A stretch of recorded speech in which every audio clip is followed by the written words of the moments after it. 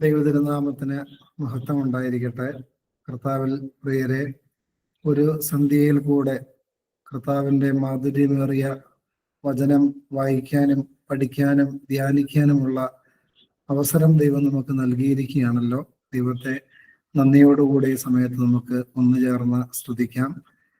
ഈ നാളുകൾ കാത്തിരിപ്പിന്റെ നാളുകളായി വേർതിരിക്കപ്പെട്ടിരിക്കുകയാണല്ലോ. സ്വർഗാരോഹണം മുതൽ പെന്തക്കോസ്തി വരെയുള്ള 10 ദിവസങ്ങൾ അപ്പോസ്തല പ്രവൃത്തിയിൽ കാണുന്നത് പോലെ യേശുവിൻ്റെ മുന്നറിയിപ്പ് അനുസരിച്ച് പിതാവിൻ്റെ വാഗ്ദാനത്തിന് വേണ്ടി മർക്കോസിന്റെ മാളികയിൽ പ്രാർത്ഥിച്ചിരിക്കുന്ന പരിശുദ്ധ അമ്മയും ശിഷ്യന്മാരും പരിശുദ്ധാത്മാവിന്റെ ചൈതന്യം പ്രാപിച്ചതുപോലെ പരിശുദ്ധാത്മാവിന്റെ ചൈതന്യത്തിലേക്ക്, അതിൻ്റെ നിറവിലേക്ക് നയിക്കപ്പെടാൻ വേണ്ടിയുള്ള കാലഘട്ടമായി പരിശുദ്ധ സഭ ക്രമീകരിച്ചിരിക്കുന്ന കാലങ്ങളാണല്ലോ ഈ നാടുകൾ. പ്രത്യേകിച്ച് നമുക്കറിയാം, ആത്മാവിന്റെ നിറവിന് നമ്മെ സഹായിക്കുന്ന ഒരു ഘടകമാണ് പ്രാർത്ഥനയാണ് ഏറ്റവും പ്രധാനപ്പെട്ടത്. എന്നാൽ രണ്ടാമത്, വേദപുസ്തകത്തിൽ ആത്മാവ് ഒരു വ്യക്തിയിലേക്ക് വന്ന് നിറയുന്നതിനെ പറ്റി പലയിടങ്ങളിൽ രേഖപ്പെടുത്തി വെച്ചിട്ടുണ്ട്. അതിലെ ഒരു സന്ദർഭം അപ്പോസ്തല പ്രവൃത്തി 10-ാം അധ്യായം 44-ാമത്തെ വാക്യം മുതലാണ്. അവിടെ എങ്ങനെയാണ് എഴുതി വച്ചിരിക്കുന്നത്: അപ്പോസ്തലനായ പത്രോസ് വചനം പ്രഘോഷിക്കുവാൻ തുടങ്ങിയപ്പോൾ കേട്ടുകൊണ്ടിരുന്ന എല്ലാവരും ദൈവത്തിന്റെ ആത്മാവിൽ നിറഞ്ഞുവെന്ന് അവിടെ എഴുതി വച്ചിരിക്കുക. അപ്പോസ്തല പ്രവൃത്തി 10-ാം അധ്യായം 44 എടുത്ത് നോക്കാം. പിന്നീട് 11-ാം അധ്യായം 15-ാമത്തെ വാക്യത്തിൽ അപ്പോസ്തലനായ പത്രോസ് ഒറ്റയ്ക്കായിരുന്നു വിജാതീയനായ കൊർന്നല്യോസിന്റെ വീട്ടിൽ ഈ ശുശ്രൂഷ നടത്തിയത്. പിന്നീട് അദ്ദേഹം മടങ്ങിച്ചെന്ന് മറ്റു കൂടെയുള്ള ശിഷ്യന്മാര് 10-12 പേരുടെ ആ ഗണത്തിലേക്ക് അദ്ദേഹം ചെന്ന് അതിനെപ്പറ്റി വിശുദ്ധീകരിക്കുകയാണ്. വിശുദ്ധീകരിക്കുമ്പോൾ അദ്ദേഹം എങ്ങനെയാണ് പറയുന്നത്: ആദിയിൽ നമ്മുടെ മേൽ എന്ന പോലെ വചനം കേട്ടുകൊണ്ടിരുന്ന എല്ലാവരുടെ മേലും ദൈവത്തിന്റെ ആത്മാവ് ഇറങ്ങിയെന്ന് അദ്ദേഹം അവിടെ സാക്ഷ്യപ്പെടുത്തുകയാണ്. ആദിയിൽ എങ്ങനെയാണ് അവരുടെ മേൽ ആത്മാവ് ഇറങ്ങിയത്? കൊടുങ്കാറ്റായി, അഗ്നിനാവായി. അപ്പോസ്തല പ്രവൃത്തി 2-ാം അധ്യായത്തിൽ അപ്പോസ്തലന്മാരുടെ സമൂഹത്തിലേക്ക് ദൈവം തന്റെ ആത്മാവിനെ അയക്കുകയാണ്. പ്രിയപ്പെട്ടവരെ, ഇതേപോലെയാണ് വചനം കേട്ടുകൊണ്ടിരുന്ന വ്യക്തികളുടെ മേൽ ദൈവത്തിന്റെ ആത്മാവ് പറന്നിറങ്ങി ആവസിക്കുന്നത് എന്ന് അപ്പോസ്തലനായ പത്രോസ് കർത്താവ് ഉൾക്കണ്ണ് തുറന്ന് കാണിച്ചു കൊടുക്കുമ്പോൾ അദ്ദേഹം കണ്ട് ബോധ്യപ്പെടുത്തി സാക്ഷ്യപ്പെടുത്തി വെച്ചിരിക്കുകയാണ് അപ്പോസ്തല പ്രവൃത്തി 11-ാം അധ്യായം 15-ാമത്തെ വാക്യത്തിൽ. അതുകൊണ്ട് പ്രിയപ്പെട്ടവരെ, ഈ വചന കേൾവികളൊന്നും ഒരിക്കലും ഒരു നഷ്ടമല്ല. കാരണം യേശു പറയുന്നുണ്ട്, വിശുദ്ധ യോഹന്നാൻ 6:63 ഇങ്ങനെയാണ്: ഞാൻ നിങ്ങളോട് സംസാരിച്ച വചനങ്ങൾ ആത്മാവും ജീവനുമാണ്. എന്തൊക്കെയാണ്? Spirit of God and the life of God. ഇത് രണ്ടും ചേർന്നതാണ് യേശുവിന്റെ വചനം. അതുകൊണ്ട് വചനം കേൾക്കുന്ന വ്യക്തികളിലേക്ക് ദൈവത്തിന്റെ ജീവനും ദൈവത്തിന്റെ ആത്മാവും ഒഴുക്കപ്പെടുന്നുണ്ട്, അല്ലെങ്കിൽ പകരപ്പെടുന്നുണ്ട് എന്ന് നമ്മൾ മനസ്സിലാക്കണം. അതുകൊണ്ട് ഈ സന്ധ്യയിൽ ഇങ്ങനെ കൂടിയിരുന്ന് ഈ വചനം പഠിക്കാനും കേൾക്കാനും ഒക്കെ ശ്രദ്ധിക്കുമ്പോൾ പ്രിയപ്പെട്ടവർ, നമ്മൾ അറിയാതെ തന്നെ നമ്മുടെ ഉള്ളിലേക്ക് ദൈവത്തിന്റെ ഈ ചൈതന്യം ഒഴുകി ഇറങ്ങുന്നുണ്ട്. അതുകൊണ്ട് ഈ നാടുകളിൽ കൂടുതലായി വചനവുമായി ബന്ധപ്പെട്ട് ജീവിക്കാൻ പ്രത്യേകം ശ്രദ്ധിക്കണം. അതോടൊപ്പം തന്നെ കൂടുതൽ സമയം പ്രാർത്ഥനയ്ക്ക് ചിലവഴിക്കുവാനും എല്ലാവരും പ്രത്യേകം ശ്രദ്ധിക്കണമേ. അപ്പോസ്തലന്മാർക്ക് ഉണ്ടായ അതേ അനുഭവം തന്നെ കർത്താവ് നമുക്കും തരും. കാത്തിരുന്ന് പ്രാർത്ഥിച്ചാൽ മാത്രമേ അത് കിട്ടുകയുള്ളൂ. ദാഹമുള്ളവന് മാത്രമേ അത് ലഭിക്കുകയുള്ളൂ. ഈ വർഷത്തെ പെന്തക്കോസ്തി ദൈവ അഗ്നിയുടെ അഭിഷേകം പ്രാപിക്കാനായി നമുക്കെല്ലാവർക്കും ദൈവം കൃപ നൽകട്ടെ എന്ന് പ്രാർത്ഥിക്കുന്നു. എല്ലാവരെയും ഇന്നത്തെ വചന ശുശ്രൂഷയിലേക്ക്, ഈ വചന പഠന ക്ലാസ്സിലേക്ക് ദൈവനാമത്തിൽ സ്വാഗതം ചെയ്യുന്നു. പ്രാർത്ഥിച്ച് നമുക്ക് ആരംഭിക്കാം. സ്വർഗസ്ഥനായ ഞങ്ങളുടെ പിതാവേ, നിന്റെ തിരുനാമം പരിശുദ്ധമാകപ്പെടണമേ. നിന്റെ രാജ്യം വരയണമേ. നിന്റെ തിരുവിഷ്ടം സ്വർഗത്തിലെ പോലെ ഭൂമിയിലുമാകണമേ. ഞങ്ങൾക്ക് ആവശ്യമാകുന്ന അപ്പം ഇന്ന് ഞങ്ങൾക്ക് തരണമേ. ഞങ്ങളുടെ കടക്കാരോട് ഞങ്ങൾ ക്ഷമിച്ചതുപോലെ ഞങ്ങളുടെ കടങ്ങളും പാപങ്ങളും ഞങ്ങളോട് ക്ഷമിക്കണമേ. പരീക്ഷയിലേക്ക് ഞങ്ങളെ പ്രവേശിപ്പിക്കരുതേ, പിന്നെയോ ദുഷ്ടത ഞങ്ങളെ രക്ഷിച്ചുകൊള്ളണമേ. എന്തുകൊണ്ടെന്നാൽ രാജ്യവും ശക്തിയും മഹത്വവും എന്നേക്കും നിനക്കുള്ളതാകുന്നു. ആമീൻ. കൃപ നിറഞ്ഞ മറിയുമേ, നിനക്ക് സമാധാനം. ഞങ്ങളുടെ കർത്താവ് നിന്നോടുകൂടെ സ്ത്രീകളിൽ നീ വാഴ്ത്തപ്പെട്ടവളാകുന്നു. നിന്റെ ഉദരഫലമായ യേശു മിശിഹ വാഴ്ത്തപ്പെട്ടവനാകുന്നു. ശുദ്ധമുള്ള കന്യക മർത്തമറിയമേ, തമ്പുരാന്റെ അമ്മേ, പാപികളായ ഞങ്ങൾക്ക് വേണ്ടി ഇപ്പോഴെപ്പോഴും ഞങ്ങളുടെ മരണസമയത്തും ദൈവം തമ്പുരാനോട് അപേക്ഷിച്ചു കൊള്ളണമേ. ആമീൻ. പ്രിയപ്പെട്ടവരെ, ഇന്ന് നമ്മൾ പഠിക്കുവാനായിട്ട് ആഗ്രഹിക്കുന്നത് വിശുദ്ധ മത്തായിയുടെ സുവിശേഷം 3-ാം അധ്യായവും 34-ാം സങ്കീർത്തനവുമാണ്. കഴിഞ്ഞ ആഴ്ച നമ്മൾ വിശുദ്ധ മത്തായിയുടെ സുവിശേഷം 2-ാം അധ്യായം, യേശുവിന്റെ ജനനത്തിന് ശേഷം സംഭവിക്കുന്ന കാര്യങ്ങളെ പറ്റി, ഇസ്രായേലിലേക്കുള്ള ഓടിപ്പോക്ക്, തിരിച്ച് നസറത്തിൽ വന്ന് താമസിക്കുന്നത് വരെയുള്ള കാര്യങ്ങളാണ് പഠിക്കാനായിട്ട് ശ്രമിച്ചത്. ഇന്ന് 3-ാം അധ്യായമാണ്. 3-ാം അധ്യായത്തിന്റെ 1-ാമത്തെ വാക്യം ഇപ്രകാരമാണ്: ആ കാലത്ത് യോഹന്നാൻ സ്നാപകൻ വന്ന് യഹൂദ്യ മരുഭൂമിയിൽ പ്രസംഗിച്ചു, സ്വർഗരാജ്യം സമീപിച്ചിരിക്കയാൽ മാനസാന്തരപ്പെടുവിനെന്ന് പറഞ്ഞു. പ്രിയപ്പെട്ടവരെ, ഈ വിശുദ്ധ യോഹന്നാന്റെ സുവിശേഷത്തിൽ വിശുദ്ധ മത്തായിയുടെ സുവിശേഷത്തിൽ മത്തായി ശ്ലീഹ യോഹന്നാൻ സ്നാപകനെ കൊണ്ടുവരികയാണ് ഈ ആരംഭ സമയത്ത്. അതിന് കാരണമുണ്ട്. അതിന്റെ കാരണം യെശയ്യാ പ്രവാചകന്റെ പുസ്തകത്തിൽ ഇങ്ങനെ ഒരു പ്രവചനം ഉണ്ടായിരുന്നു: മരുഭൂമിയിൽ വിളിച്ചു പറയുന്നവന്റെ വാക്കാവിത്, കർത്താവിന്റെ വഴി ഒരുക്കി അവന്റെ പാത നിരപ്പാക്കുവേൻ. യെശയ്യാ പ്രവാചകന്റെ പുസ്തകം 40-ാം അധ്യായം 3-ാമത്തെ തിരുവചനമാണിത്. യെശയ്യാവ് 40:3. പ്രിയപ്പെട്ടവരെ, യെശയ്യാ പ്രവാചകന്റെ ആ പ്രവചനത്തിന്റെ പൂർത്തീകരണമാണ് ഇവിടെ സംഭവിക്കുന്നതെന്ന് പറഞ്ഞുകൊണ്ടാണ് വിശുദ്ധ മത്തായി ശ്ലീഹ ഈ യോഹന്നാൻ സ്നാപകനെ പരിചയപ്പെടുത്തുന്നത്. ഇങ്ങനെയാണ്: ആ കാലത്ത് യോഹന്നാൻ സ്നാപകൻ വന്ന് യഹൂദ്യ മരുഭൂമിയിൽ പ്രസംഗിച്ചു. ഇത് കുറച്ചുകൂടെ നമുക്ക് വ്യക്തമായിട്ട് മനസ്സിലാകാൻ സാധിക്കുന്ന ഒരു ഭാഗമുണ്ട്. വിശുദ്ധ ലൂക്കോസിന്റെ സുവിശേഷം 3-ാം അധ്യായം 1 മുതൽ ഒന്ന് വായിക്കാമോ? വിശുദ്ധ ലൂക്കോസ് 3-ാം അധ്യായം 1 മുതൽ വായിച്ചാൽ ഇത് കുറച്ചുകൂടെ ഡീറ്റെയിൽ ആയിട്ട് എഴുതി അവിടെ വെച്ചിട്ടുണ്ട്. ഒന്ന് വായിക്കാമോ? വിശുദ്ധ ലൂക്കോസ് 3-ാം അധ്യായം 1 മുതലുള്ള വാക്യങ്ങൾ.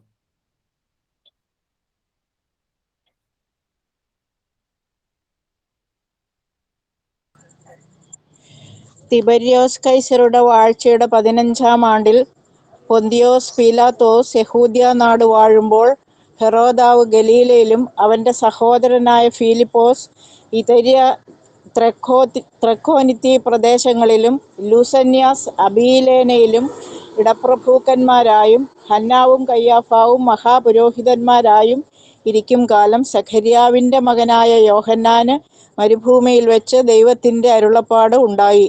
അവൻ യോർദാനരികെയുള്ള നാട്ടിലൊക്കെയും വന്ന് പാപമോചനത്തിനായുള്ള മാനസാന്തര സ്നാനം പ്രസംഗിച്ചു. പ്രിയപ്പെട്ടവരെ, നമുക്ക് കുറച്ചുകൂടെ ഡീറ്റെയിൽ ആയിട്ട് ഇവിടെ ലൂക്കോസ് എവൻഗേലിയസ് അത് എഴുതി വച്ചിരിക്കുകയാണ്. തിബര്യാസ് കൈസരുടെ വാഴ്ചയുടെ 15-ാം ആണ്ടിൽ, അതായത് റോമ ഗവൺമെന്റിന്റെ ഭരണകർത്താവായ കൈസർ, അദ്ദേഹത്തിന്റെ വാഴ്ചയുടെ 15-ാം ആണ്ടിൽ പൊന്തിയോസ് പീലാത്തോസ് യഹൂദ്യ നാട് വാഴുമ്പോൾ, അതായത് യഹൂദ്യ നാട് ഈ റോമിന്റെ ആ കാലഘട്ടത്തിലെ ഒരു പ്രൊവിൻസ് ആയിരുന്നു. ആ പ്രൊവിൻസ് ഭരിച്ചുകൊണ്ടിരുന്നത് ഹെരോദാവായിരുന്നു, പൊന്തിയോസ് പീലാത്തോസ് ആയിരുന്നു. പിന്നീട് ഹെരോദാവ് ഗലീലായിലും അവന്റെ സഹോദരനായ ഫിലിപ്പോസ് ഇതൂര്യ ത്രഖോനിത്തി ദേശങ്ങളിലും ലൂസന്യാസ് അബിലേനയിലും ഇടപ്രഭുക്കന്മാരായും ഹന്നാവും കയ്യാപ്പാവും മഹാപുരോഹിതന്മാരും ആയിരിക്കുന്ന കാലഘട്ടത്തിൽ, അങ്ങനെയാണ് എഴുതി വെക്കുന്നത്, സഖര്യാവിന്റെ മകനായ യോഹന്നാന് മരുഭൂമിയിൽ വെച്ച് ദൈവത്തിന്റെ അരുളപ്പാട് ഉണ്ടായി. കുറച്ച് ആത്മീയ അർത്ഥങ്ങളൊക്കെ ഇത് എഴുതി വെക്കുന്നതിലൂടെ നമുക്ക് പരിശുദ്ധാത്മാവ് ക്രമീകരിച്ചു വെച്ചിട്ടുണ്ട്. ഒന്നാമത്, സഖര്യ പുരോഹിതന്റെ മകനായ യോഹന്നാൻ സ്നാപകന് ദൈവത്തിന്റെ അരുളപ്പാട് ലഭിക്കുന്നത് എവിടെ വെച്ചാണ്? അദ്ദേഹത്തിന് മരുഭൂമിയിൽ വെച്ചാണ് അരുളപ്പാട് ലഭിക്കുന്നത്. അതിന്റെ മുകളിൽ കൈസരെ പറ്റി എഴുതിയിട്ടുണ്ട്, പീലാത്തോസിനെ പറ്റി എഴുതി വെച്ചിട്ടുണ്ട്. അതുപോലെ തന്നെ ഹെരോദാവും ലൂസന്യാസും ഹന്നാവും കയ്യാഫാവും ഒക്കെ എവിടെയുണ്ട്? യഹൂദിയ നാട്ടിൽ അതിനോടൊക്കെ ചേർന്ന് നിലനിൽക്കുന്നുണ്ട്. പക്ഷെ ഇവർക്ക് ആർക്കും എന്ത് ലഭിക്കുന്നില്ല? ദൈവത്തിന്റെ അരുളപ്പാട് ലഭിക്കുന്നില്ല. എന്നാൽ മരുഭൂമിയിൽ ആയിരിക്കുന്ന യോഹന്നാൻ സ്നാപകനാണ് എന്ത് ലഭിക്കുന്നത്? ദൈവത്തിന്റെ അരുളപ്പാട് ലഭിക്കുന്നത്. പ്രിയപ്പെട്ടവരെ, ഈ മരുഭൂമി എന്ന് പറയുമ്പോൾ നമുക്കറിയാം, മരുഭൂമി ഒരു ഏകാന്തതയുടെ സ്ഥലമാണ്. അവിടെ വലിയ ശബ്ദ കോലാഹലങ്ങളൊന്നും ഇല്ലാത്ത ഒരു സ്ഥലമാണ്. അതുകൊണ്ട് തന്നെ ഏകാന്തതയിലേക്ക് മാറുമ്പോൾ മാത്രമാണ് ദൈവസ്വരം കേൾക്കാനായിട്ട് സാധിക്കുകയുള്ളൂ. നമുക്ക് വേദപുസ്തകത്തിൽ തന്നെ ഒത്തിരി ഉദാഹരണങ്ങളുണ്ട്. മോശയ്ക്ക് ദൈവശബ്ദം ഉണ്ടായത് യിത്രോയുടെ വീട്ടിലായിരിക്കുമ്പോഴല്ല. യിത്രോയുടെ ആടുകളെ മേയിച്ചുകൊണ്ട് മരുഭൂമിയിലൂടെ നടന്ന് സീനായ് മലയുടെ അടിവാരത്തിലൂടെ നടക്കുമ്പോഴാണ് അവിടെ മുൾപ്പടർപ്പിൽ ദൈവത്തിന്റെ പ്രത്യക്ഷപ്പെടലും അവിടെ നിന്നുള്ള അരുളപ്പാടുകളും ഉണ്ടാകുന്നത്. പിന്നീട് മോശയുടെ ജീവിതത്തിലേക്ക് നോക്കുമ്പോൾ മോശയ്ക്ക് പിന്നീട് ദൈവത്തിന്റെ അരുളപ്പാടുകൾ ലഭിക്കുന്നത് ഇസ്രായേൽ ജനത്തിന്റെ കൂടെ നടക്കുന്ന കാലഘട്ടത്തിൽ എവിടുന്നാണെന്ന് ചോദിച്ചാൽ, കൂടുതലായിട്ട് ദൈവത്തെ കാണാനും ദൈവത്തെ അടുത്തിരുന്ന് ദൈവത്തിന്റെ ശബ്ദം കേൾക്കാനും ഒക്കെ ഇടയാകുന്നത് മിസ്രയീമിന്റെ അടിമത്തത്തിൽ നിന്ന് ജനത്തെ വിമോചിപ്പിച്ചു കൊണ്ടുവരുമ്പോൾ ചെങ്കടലിന്റെ തീരത്ത് വെച്ചൊന്നും അല്ല പ്രിയപ്പെട്ടവരെ. അതൊക്കെ ഹൃദയത്തിൽ ദൈവം കൊടുക്കുന്ന പ്രചോദനങ്ങളായിരുന്നു. എന്നാൽ സീനായ് മലയുടെ അടിവാരത്തിൽ വന്ന് ജനത്തെ എല്ലാം അവിടെ ആക്കിയതിനു ശേഷം ആ മലയുടെ മുകളിൽ തനിച്ചു പോയി ഇരുന്ന് പ്രാർത്ഥിച്ചു കൊണ്ടിരിക്കുമ്പോഴാണ് ദൈവസാന്നിധ്യം അനുഭവിക്കാനും ദൈവശബ്ദം കേൾക്കാനും സാധിക്കുന്നത്. ഏലിയായ്ക്ക് എപ്പോഴാണ് ദൈവസ്വരം കേൾക്കാനായിട്ടിടയാകുന്നത്? അദ്ദേഹത്തിന് ദൈവസ്വരം കേൾക്കാനിടയാകുന്നത് ഒരു മന്ദമായ ശബ്ദത്തിൽ ദൈവം അദ്ദേഹത്തോട് സംസാരിക്കുന്നത് ഹോറേബ് പർവ്വതത്തിന്റെ മുകളിൽ ഒരു ഗുഹയ്ക്കുള്ളിൽ പ്രാർത്ഥിച്ചു കൊണ്ടിരിക്കുമ്പോഴാണ് അദ്ദേഹത്തിന് ദൈവത്തിന്റെ ശബ്ദം കേൾക്കാനായിട്ട് ഇടയായി തീരുന്നത്. പിന്നീട് അങ്ങോട്ട് നമുക്കറിയാം, അബ്രഹാമിന്റെ ഭാര്യ സാറായിയുടെ ദാസി ഹാഗാറിന് ദൈവശബ്ദം കേൾക്കാൻ ഇടയായി തീരുന്നുണ്ട്. അത് അബ്രഹാമിന്റെ വീട്ടിൽ താമസിച്ചിരുന്ന കാലഘട്ടത്തിലായിരുന്നു അല്ല, മറിച്ച് മരുഭൂമിയുടെ അനുഭവത്തിലേക്ക് പോകുമ്പോഴാണ് ഹാഗാറിനും ദൈവത്തിന്റെ ശബ്ദം കേൾക്കാനായിട്ട് സാധിക്കുന്നത്. അപ്പോ മരുഭൂമി എന്ന് പറയുമ്പോൾ ഒന്ന്, അത് ഏകാന്തതയുടെ സ്ഥലമാണ്.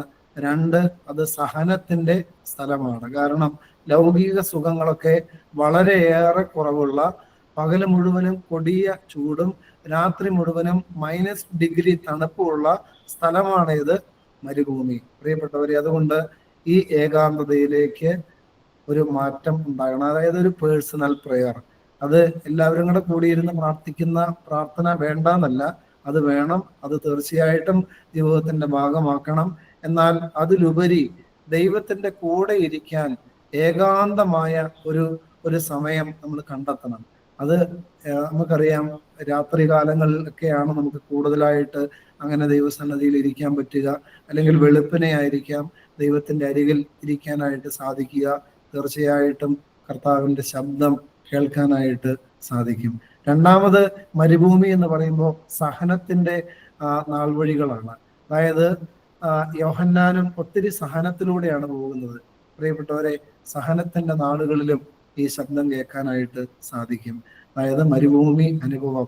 നമുക്കറിയാം, ഹോശേയ പ്രവാചകന്റെ പുസ്തകം എടുക്കാമോ? ഹോശേയ പ്രവാചകന്റെ പുസ്തകം 2-ാം അധ്യായം 14-ാമത്തെ വാക്യം എന്ന് വായിച്ചേ. ഹോശേയ 2-ാം അധ്യായം 14-ാമത്തെ വാക്യം. ഹോശേയ 2-ാം അധ്യായം 14-ാമത്തെ വാക്യം. അതുകൊണ്ട് ഞാൻ അവളെ വശീകരിച്ച് മരുഭൂമിയിൽ കൊണ്ടുചെന്ന് അവളോട് ഹൃദ്യമായി സംസാരിക്കും. അതുകൊണ്ട് ഞാൻ അവളെ വശീകരിച്ച് എവിടെ കൊണ്ടുപോകുന്ന പറയുന്നത്? മരുഭൂമിയിൽ കൊണ്ടുപോയി അവളോട് ഹൃദ്യമായി സംസാരിക്കും. അതായത് അനുഭവത്തിലേക്ക് നയിക്കുന്നതാരാ? തീർച്ചയായിട്ടും ദൈവമാണ്. ഈ നമുക്കറിയാം, ഇയ്യോബിന്റെ പുസ്തകം നമ്മൾ പഠിച്ചതാണല്ലോ. ഇയ്യോബിന്റെ ജീവിതത്തിലേക്ക് ഈ മരുഭൂമിയുടെ അനുഭവം കൊണ്ടുവന്നത് ആരാ? ഏകാന്തതയും ഒറ്റപ്പെടലും നിന്ദനങ്ങളും പരിഹാസങ്ങളും അതുപോലെ വേദനിപ്പിക്കുന്ന ദുരനുഭവങ്ങളും ശാരീരിക പീഡകളുമെല്ലാം അദ്ദേഹത്തിന്റെ ജീവിതത്തിലേക്ക് അനുവാദം കൊടുക്കുന്നത് ദൈവമാണ് പ്രിയപ്പെട്ടവരെ. അതുകൊണ്ടാണ് ഇയ്യോബിന്റെ പുസ്തകം എനിക്ക് തോന്നുന്നു 40-ാം അധ്യായത്തിൽ എഴുതി വെക്കുകയാണ്, ഞാൻ ദൈവത്തെ പറ്റി ഒരു കേൾവി മാത്രമേ കേട്ടിരുന്നുള്ളൂ, എന്നാൽ ഇതാ ഇന്ന് ഞാൻ എൻ്റെ കണ്ണാൽ എൻ്റെ ദൈവത്തെ കാണുന്നു. കൊണ്ട് പ്രിയപ്പെട്ടവരെ, ഈ മരുഭൂമി അനുഭവങ്ങൾ 2 കാര്യങ്ങളാണ് പറഞ്ഞത്. ഒന്ന്, അത് ഏകാന്തതയുടെ സ്ഥലമാണ്. 2, സഹനത്തിന്റെ സ്ഥലമാണ്. അതുകൊണ്ട് ഈ ഏകാന്തതയിലും സഹനത്തിലൂടെയൊക്കെ കടന്നു പോകേണ്ട സാഹചര്യങ്ങൾ വരുമ്പോൾ തീർച്ചയായിട്ടും നമ്മൾ ഒരിക്കലും നിരാശപ്പെടരുത്. ദൈവം അറിയാതെയല്ല ഈ ഏകാന്തതയും ഒറ്റപ്പെടലും അതുമല്ലെങ്കിൽ സഹനത്തിന്റെ കനൽ വഴികളും നമുക്ക് നൽകപ്പെട്ടത്. ദൈവം അറിയാതെയല്ല, ദൈവം അറിഞ്ഞിട്ടാണത് വന്നതെങ്കിൽ അത് ആത്യന്തികമായിട്ടും ദൈവശബ്ദം കേൾക്കാനും ദൈവത്തിന്റെ സ്നേഹം അനുഭവിക്കാനും അവിടുത്തെ മനോഹരത്വം കാണുവാനും വേണ്ടി ദൈവം നമുക്ക് അനുവദിക്കുന്നതാണെന്നുള്ളൊരു ബോധ്യം തീർച്ചയായിട്ടും പ്രിയപ്പെട്ടവരെ നമുക്ക് ഉണ്ടാകണം. അപ്പം മരുഭൂമിയിൽ വെച്ചാണ് ഈ അരുളപ്പാട് ലഭിക്കുന്നത്. പിന്നീട് അദ്ദേഹം യോർദാന് അരികെയുള്ള നാട്ടിലെല്ലാം വന്ന് പാപമോചനത്തിനായുള്ള മാനസാന്തര സ്നാനത്തെ പറ്റി പ്രസംഗിക്കുകയാണ്. 3-ാം അധ്യായത്തിലേക്ക് തന്നെ മടങ്ങി വരാം. അദ്ദേഹം വന്നിട്ട് എന്താണ് പ്രസംഗിക്കുന്നത്? ആദ്യം അദ്ദേഹം വിളിച്ചു പറയുന്നത് ഇങ്ങനെയാണ്, സ്വർഗരാജ്യം സമീപിച്ചിരിക്കിയാൽ മാനസാന്തരപ്പെടുവീൻ. ഇതാണ് ആദ്യത്തെ ആഹ്വാനം. ആദ്യമായിട്ട് മരുഭൂമിയിൽ നിന്ന് വന്ന് ജനത്തെ അഭിസംബോധന ചെയ്ത് അദ്ദേഹം പറയുന്നതാണ്, സ്വർഗരാജ്യം സമീപിച്ചിരിക്കിയാൽ മാനസാന്തരപ്പെടുകയും. പ്രിയപ്പെട്ടവരെ, 4-ാം അധ്യായത്തിലേക്ക് പോകുമ്പോൾ 4-ാം അധ്യായത്തിൽ യേശു തമ്പുരാൻ മരുഭൂമിയിലെ പരീക്ഷയെല്ലാം കഴിഞ്ഞ് യേശു വചന ശുശ്രൂഷയ്ക്കായിട്ട് ഇസ്രായേലിന്റെ അല്ലെങ്കിൽ പാലസ്തീന്റെ മണ്ണിലേക്ക് ചുവട് വെച്ച് ആദ്യം വിളിച്ചു പറയുന്നത് എന്താണ്? ഒന്ന് വായിക്കാമോ? വിശുദ്ധ മത്തായി 4:17 എടുത്ത് വായിക്കാമോ?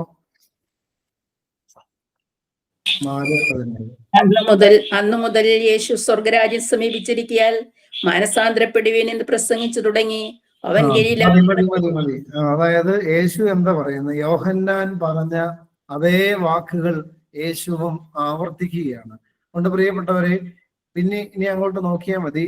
യോഹന്നാൻ പറഞ്ഞതും യേശു പറഞ്ഞതും പിന്നീട് അവരുടെ ജീവിതത്തിലെ ബാക്കി എല്ലാ പ്രസംഗങ്ങളും എന്തിലേക്കാണ് നയിക്കേണ്ടത്? മാനസാന്തരത്തിലേക്കാണ്. അതുകൊണ്ടാണ് യേശുവിന്റെ ബാക്കിയുള്ള ടീച്ചിങ്സ് എല്ലാം നമ്മൾ ഡീപ്പായിട്ട് പഠിച്ചാൽ അതെല്ലാം നമ്മുടെ ജീവിതത്തിലെ തെറ്റായ വശങ്ങൾ നമ്മൾ ഉപേക്ഷിച്ച് ശരിയായ വഴിയിലേക്ക് മാറണം, തിരിയണം എന്നുള്ള ആഹ്വാനങ്ങൾ മാത്രമാണ് പിന്നീട് നമുക്ക് കിട്ടുന്നത്. അതുകൊണ്ട് പ്രിയപ്പെട്ടവരെ, സ്വർഗരാജ്യം സമീപിച്ചിരിക്കിയാൽ മാനസാന്തരപ്പെടുവിൻ എന്നുള്ള ആഹ്വാനം നമ്മൾ അത്ര നിസ്സാരമായിട്ട് കാണരുത്. അതിൽ തന്നെ ഇങ്ങനെ ഒരു അർത്ഥം കൂടെ ഉണ്ട്. സമീപിച്ചു കൊണ്ടിരിക്കുന്ന സ്വർഗരാജ്യത്തിൽ പ്രവേശിക്കാൻ ഒരു മനുഷ്യന് ഉള്ള യോഗ്യത എന്താണ്? ആ യോഗ്യതയാണ് മാനസാന്തരം. മാനസാന്തരപ്പെടാതെ പാപജീവിതത്തിലൂടെ കടന്നു പോകുന്നവർക്ക്, ഈ ലോകമോഹങ്ങളിലൂടെ കടന്നു പോകുന്നവർക്ക്, പൈശാചിക പ്രലോഭനങ്ങളിൽ അകപ്പെട്ട പൈശാചിക ജീവിതത്തിലൂടെ പാപവേഴ്ചകളിലൂടെ കടന്നു പോകുന്നവർക്ക്, ഈ ശരീരത്തിന്റെ ഇഷ്ടങ്ങൾക്കനുസരിച്ച് കടന്നു പോകുന്നവർക്ക് ഈ സമീപിച്ചു കൊണ്ടിരിക്കുന്ന സ്വർഗരാജ്യം പ്രാപിക്കാൻ കഴിയുകയില്ലെന്ന് കർത്താവ് വളരെ വ്യക്തമായിട്ട് നമ്മളെ അടിവരയിട്ട് ആദ്യത്തെ ആഹ്വാനത്തിലൂടെ പഠിപ്പിക്കുകയാണ്. അതുകൊണ്ട് പ്രിയപ്പെട്ടവരെ, നമ്മൾ എന്ത് ചെയ്യണം? മാനസാന്തരപ്പെടണം. മാനസാന്തരപ്പെടാനുള്ള മാർഗമാണ്, കാലഘട്ടമാണ് ഈ ഈ കാത്തിരിപ്പിന്റെ നാളുകളെല്ലാം. അതുകൊണ്ട് പ്രിയപ്പെട്ടവരെ, കൂടുതൽ നമ്മുടെ ജീവിതത്തിലേക്ക് നോക്കാനും ദൈവസന്നിധിയിൽ ഇരുന്ന് പ്രാർത്ഥിക്കാനും ദൈവാത്മാവ് തരുന്ന വെളിച്ചത്തോടുകൂടെ കുറെ കൂടെ നമ്മളെ ശോധന ചെയ്യാനുള്ള ഒരു കാലഘട്ടമായി മാറ്റാനായിട്ട് ശ്രദ്ധിക്കണമേ.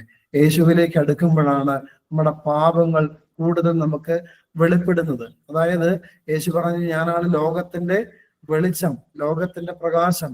അതുകൊണ്ട് യേശു പ്രകാശമായതുകൊണ്ട് യേശുവിന്റെ അടുക്കിലേക്ക് എത്രമേൽ നമ്മൾ അടുത്ത് ചെല്ലുന്നുവോ അത് പ്രാർത്ഥനയിലൂടെ ആയിരിക്കാം, വചന വായനയിലൂടെയും ധ്യാനത്തിലൂടെയും കേൾവിയിലൂടെയൊക്കെ ആയിരിക്കാം. യേശുവിലേക്ക് അടുത്ത് ചെല്ലുമ്പോൾ പ്രിയപ്പെട്ടവരെ എന്തുണ്ടാകും? നമ്മുടെ ഉള്ളിലെ അന്ധകാരം അല്ലെങ്കിൽ നമ്മുടെ ഉള്ളിലുള്ള പാപത്തിന്റെ ആഴങ്ങൾ നമുക്ക് വെളിപ്പെട്ട് കിട്ടും. സക്കായിയുടെ ജീവിതം ഏറ്റവും നല്ല ഉദാഹരണമാണ് മാനസാന്തരത്തിന്. അതായത് സക്കായിയെ പറ്റി നമ്മൾ പഠിക്കുമ്പോൾ നമുക്ക് മനസ്സിലാക്കാൻ സാധിക്കും, സക്കായി ദ്രവ്യാഗ്രഹം കൊണ്ട് നിറഞ്ഞ ഒരു ദുഷ്ട ഹൃദയമുള്ള ഒരു മനുഷ്യനായിരുന്നു. അതായത് അദ്ദേഹം റോമ ഗവൺമെന്റിന്റെ ടാക്സ് കളക്ട് ചെയ്യുന്ന ഒരാളാണ് ഈ ഇസ്രായേൽ ജനത്തിന്റെ കയ്യിൽ നിന്ന്. എന്നിട്ട് അത് റോമ ഗവൺമെന്റിൽ കൊണ്ടുപോയി അടയ്ക്കും. അദ്ദേഹത്തിന് അതിന് ചെറിയ കമ്മീഷൻ കാണുമായിരിക്കും. പ്രിയപ്പെട്ടവരെ, എന്നാൽ സക്കായി എന്ത് ചെയ്തുകൊണ്ടിരിക്കുന്നത്, നമ്മുടെ മനസ്സിലാക്കലിന് വേണ്ടി പറയുകയാണ്, ഒരു കുടുംബത്തിന് 100 രൂപയാണ് ഒരു മാസം ടാക്സ് എങ്കിൽ അദ്ദേഹം എന്ത് ചെയ്യും, 200ഉം 300ഉം വാങ്ങി എന്ത് ചെയ്യും, അതുവരെ അവരെ ചതിക്കുമായിരുന്നു, അവരെ പീഡയേൽപ്പിക്കുമായിരുന്നു. എന്നിട്ട് 100 രൂപ കൊണ്ടുപോയി റോമ ഗവൺമെന്റിൽ അടയ്ക്കും, ബാക്കിയുള്ളത് തന്റെ അക്കൗണ്ടിലേക്ക് അടയ്ക്കും. പ്രിയപ്പെട്ടവരെ, ഇങ്ങനെ നാട്ടുകാരെ പറ്റിച്ചും കൂട്ടുകാരെ പറ്റിച്ചും ഒക്കെ ജീവിച്ച മനുഷ്യനാണ് ആര്? സക്കായി, ചുങ്കക്കാരൻ സക്കായി. എന്നാൽ സക്കായിക്ക് ഒരു ആഗ്രഹം ഉണ്ടാവുകയാണ്, യേശുവിനെ പറ്റിയുള്ള കേൾവി. അതായത് യേശു അത്ഭുതങ്ങൾ ചെയ്യുന്നു, അടയാളങ്ങൾ ചെയ്യുന്നു, യേശുവിലൂടെ അനേക രോഗികൾ സുഖപ്പെടുന്നു, അവന്റെ വചനത്തിന്റെ ലാവണ്യത്തെ പറ്റിയൊക്കെയുള്ള കേൾവി, യേശുവിനെ ഒന്ന് കാണാനുള്ള ആഗ്രഹം ആരിലുണ്ടാക്കി? പാപിയായ, ലോകപ്രകാരം ജീവിച്ച, പൈശാചിക ജീവിതം നയിച്ച സക്കായിക്ക് ഉണ്ടായി. എന്നാൽ സക്കായിക്ക് ഒരു നിർബന്ധം ഉണ്ടായിരുന്നു, ഞാൻ യേശുവിനെ കണ്ടാലും യേശു എന്നെ കാണരുത്, കാരണം എൻ്റെ ജീവിതം അത്ര നല്ലതല്ലെന്നുള്ള തിരിച്ചറിവും സക്കായിക്ക് ഉണ്ടായിരുന്നു. അതുകൊണ്ടാണ് ഒരു അത്തിക്ക് അകത്ത് കയറി ഇരുന്ന്, മരത്തിൽ വലിഞ്ഞു കയറി അതിൻ്റെ ഉള്ളിൽ ഇരുന്ന് ആ ഇല മാറ്റി യേശു നടന്നു പോകുന്ന വഴിയിലേക്ക് സസൂക്ഷ്മം വീക്ഷിച്ചു കൊണ്ടിരിക്കുന്ന സക്കായിയെ നമുക്ക് ലൂക്കോസിന്റെ സുവിശേഷത്തിൽ വരച്ച് കാട്ടിയിരിക്കുന്നത്. അതുകൊണ്ട് പ്രിയപ്പെട്ടവരെ, സക്കായി ഇങ്ങനെ നോക്കിയിരിക്കുമ്പോൾ, പ്രിയപ്പെട്ടവരെ, എന്താ യേശു ചെയ്യുന്നത്? സക്കായിയെ കാണാൻ വേണ്ടി സക്കായി ഇരിക്കുന്ന കാട്ടത്തിയുടെ അടിയിലേക്ക്, ചുവട്ടിലേക്ക് തന്റെ യാത്ര തിരിച്ചുവിടുകയാണ്. എന്നിട്ട് സക്കായിയോട് പറയുന്നു, സക്കായി, നീ ഇറങ്ങി വാ, എനിക്കിന്ന് നിന്റെ കൂടെ, നിന്റെ വീട്ടിൽ അത്താഴം കഴിച്ച് നിന്റെ കൂടെ ഇന്ന് അന്തി ഉറങ്ങണം. പ്രിയപ്പെട്ടവരെ, യേശുവിന്റെ സാന്നിധ്യം അദ്ദേഹത്തെ മാനസാന്തരത്തിലേക്ക് നയിക്കുകയാണ്. അതായത് ജീവിതം അങ്ങോട്ട് വല്ലാത്തൊരു യൂട്ടേൺ അദ്ദേഹം എടുക്കുകയാണ്. ആ പോകുന്ന വഴിക്ക് തന്നെ അദ്ദേഹം വിളിച്ചു പറയുകയാണ്, ആളുകളെല്ലാം കേൾക്കുന്നുണ്ട്, കർത്താവേ, ഞാൻ പിടിച്ചു പറിച്ചതെല്ലാം അതിന്റെ 4 ഇരട്ടിയായിട്ട് ഞാൻ മടക്കി കൊടുത്തുകൊള്ളാം. ആരോടെങ്കിലുമൊക്കെ ഞാൻ പിടിച്ചു പറിച്ചിട്ടുണ്ടെങ്കിൽ അതെല്ലാം ഞാൻ കൊടുത്തോളാം. അതായത് പിടിച്ചു പറിച്ച മുതലല്ല, അതിന്റെ 4 ഇരട്ടിയായിട്ട് ഞാൻ കൊടുത്തുകൊള്ളാം. അതിനുശേഷം പറയുകയാണ്, എൻ്റെ സ്വത്തിന്റെ പകുതി ഞാൻ ദരിദ്രന്മാർക്ക് കൊടുത്തുകൊള്ളാം. പ്രിയപ്പെട്ടവരെ, ഇതുവരെ സക്കായി എന്തിനാ ജീവിച്ചേ? പണത്തിന് വേണ്ടി മാത്രം ജീവിച്ചു. എന്നാൽ ഇപ്പോൾ യേശുവിനെ കണ്ടെത്തുമ്പോൾ, യേശുവാകുന്ന പ്രകാശം അവന്റെ ഹൃദയത്തിലേക്ക് വീശിയപ്പോൾ അവനെന്താ പറയുന്നത്? ഇനി മുതൽ പണം എനിക്ക് വെറും പിണമാണെന്ന് പറയുകയല്ലേ. അതുകൊണ്ട് ഇനി മുതൽ യേശുവേ, അങ്ങാണ് എനിക്കെല്ലാം. അതുകൊണ്ട് എല്ലാം അദ്ദേഹം ഉപേക്ഷിക്കാനായിട്ട് തയ്യാറാവുക. പ്രിയപ്പെട്ടവർ, ഇതാണ് മാനസാന്തരം. യേശുവിലേക്ക് വന്നു കഴിയുമ്പോൾ യേശു പറയുന്ന വാക്കുകൾ, യേശുവിന്റെ സാന്നിധ്യം ഒക്കെ നമ്മളിൽ വലിയൊരു പരിവർത്തനം ഉണ്ടാക്കുന്നുണ്ട്. അതുകൊണ്ട് യേശുവിനോട് ചേർന്ന് നിലകൊള്ളുവാനായിട്ട് ശ്രദ്ധിക്കണമേ. അപ്പൊ മാനസാന്തരത്തിന്റെ അനുഭവം നമുക്ക് തീർച്ചയായിട്ടും ഉണ്ടാകും. എന്നാൽ പിന്നീട് മാനസാന്തരത്തിന്റെ ഫലം കായ്പിൻ എന്നൊരു വാക്യത്തിലേക്കൊക്കെ നമ്മൾ താഴെ എത്തുന്നുണ്ട്. 8ാമത്തെ വാക്യം. എന്താണ് ഈ മാനസാന്തരത്തിന്റെ ഫലം? അത് പാപം ഒഴിവായി വിശുദ്ധിയിലും നീതിയിലും ജീവിക്കുക എന്നുള്ളതാണ്. അതുകൊണ്ട് ആ കാര്യം പ്രത്യേകമായിട്ട് ശ്രദ്ധിക്കണമേ. അതുകൊണ്ട് പിന്നീട് ഇങ്ങനെയാണ് 4 മുതലുള്ള വാക്യം. യോഹന്നാന് ഒട്ടക രോമം കൊണ്ടുള്ള ഉടുപ്പും അരയിൽ തോൽവാറും ഉണ്ടായിരുന്നു. അതായത് ഈ വേദപണ്ഡിതന്മാരുടെ അഭിപ്രായത്തിൽ ഈ ഒട്ടകത്തിന്റെ രോമം കൊണ്ടുള്ള ഉടുപ്പും അരയിൽ തോൽവാറും ധരിച്ചിരുന്ന ഒരു പ്രവാചകൻ ഉണ്ടായിരുന്നു പഴയ നിയമത്തിൽ. ആ പ്രവാചകനാണ് ഏലിയ പ്രവാചകൻ. ഏലിയ പ്രവാചകൻ എങ്ങനെയായിരുന്നോ അങ്ങനെ തന്നെയായിരുന്നു യോഹന്നാൻ സ്നാപകനും. അത് മാത്രമല്ല, ഇങ്ങനെ ഒരു മുന്നറിയിപ്പും ഉണ്ട് മാലാഖി പ്രവാചകന്റെ പുസ്തകത്തിലൊക്കെ. യേശുക്രിസ്തുവിന്റെ വരവിന് മുമ്പായി ഏലിയ കടന്നു വരുമെന്നുള്ള ഒരു വിശ്വാസം ഈ യഹൂദന്മാരുടെ ഇടയിൽ ഉണ്ടായിരുന്നു. അങ്ങനെ ഒരു അരുളപ്പാടുണ്ടായിരുന്നു. അപ്പൊ ഏലിയായുടെ ആത്മചൈതന്യത്തോടുകൂടെ ജീവിച്ച വ്യക്തിയാണ് യോഹന്നാൻ. അതുകൊണ്ടാണ് യേശു പറയുന്നുണ്ട്, നിങ്ങൾ പ്രതീക്ഷിച്ചിരുന്ന ഏലിയ യോഹന്നാൻ ആയിരുന്നു തന്നെ യേശു വളരെ വ്യക്തമായിട്ട് പറയുന്നുമുണ്ട്. അതുകൊണ്ട് യോഹന്നാൻ സ്നാപകൻ ഏലിയായെ പോലെ മരുഭൂമിയിൽ ഒട്ടകത്തിന്റെ രോമം കൊണ്ടുള്ള ഉടുപ്പും അരയിൽ തോൽവാറും ധരിച്ച് ജീവിച്ച മനുഷ്യനായിരുന്നു. വളരെ ലളിതമായി ജീവിതം നയിച്ച മനുഷ്യനായിരുന്നു. അദ്ദേഹത്തിന്റെ ആഹാരമോ വെട്ടിക്കിളിയും കാട്ടുതേനും ആയിരുന്നു. വെട്ടുക്കിളി എന്ന് പറയുമ്പോൾ നമ്മുടെ ചിന്തയിൽ വരാൻ സാധ്യതയുള്ളത് നമ്മളെ ഈ ഫറവോ ഈജിപ്തിലേക്ക് വെട്ടുക്കിളികളെ ദൈവം അയക്കുന്നുണ്ട്. ആ വെട്ടുക്കിളിയാണെന്നുള്ള ഒരു ചിന്തയുണ്ട്. അതായത് പുൽച്ചാടി പോലെ ഇരിക്കുന്ന വെട്ടുക്കിളി അതല്ല ശരിക്കും. അതായത് വെട്ടുക്കിളി എന്ന് പറയുന്നത് ഒരു തരം പയറ് വർഗമാണ്.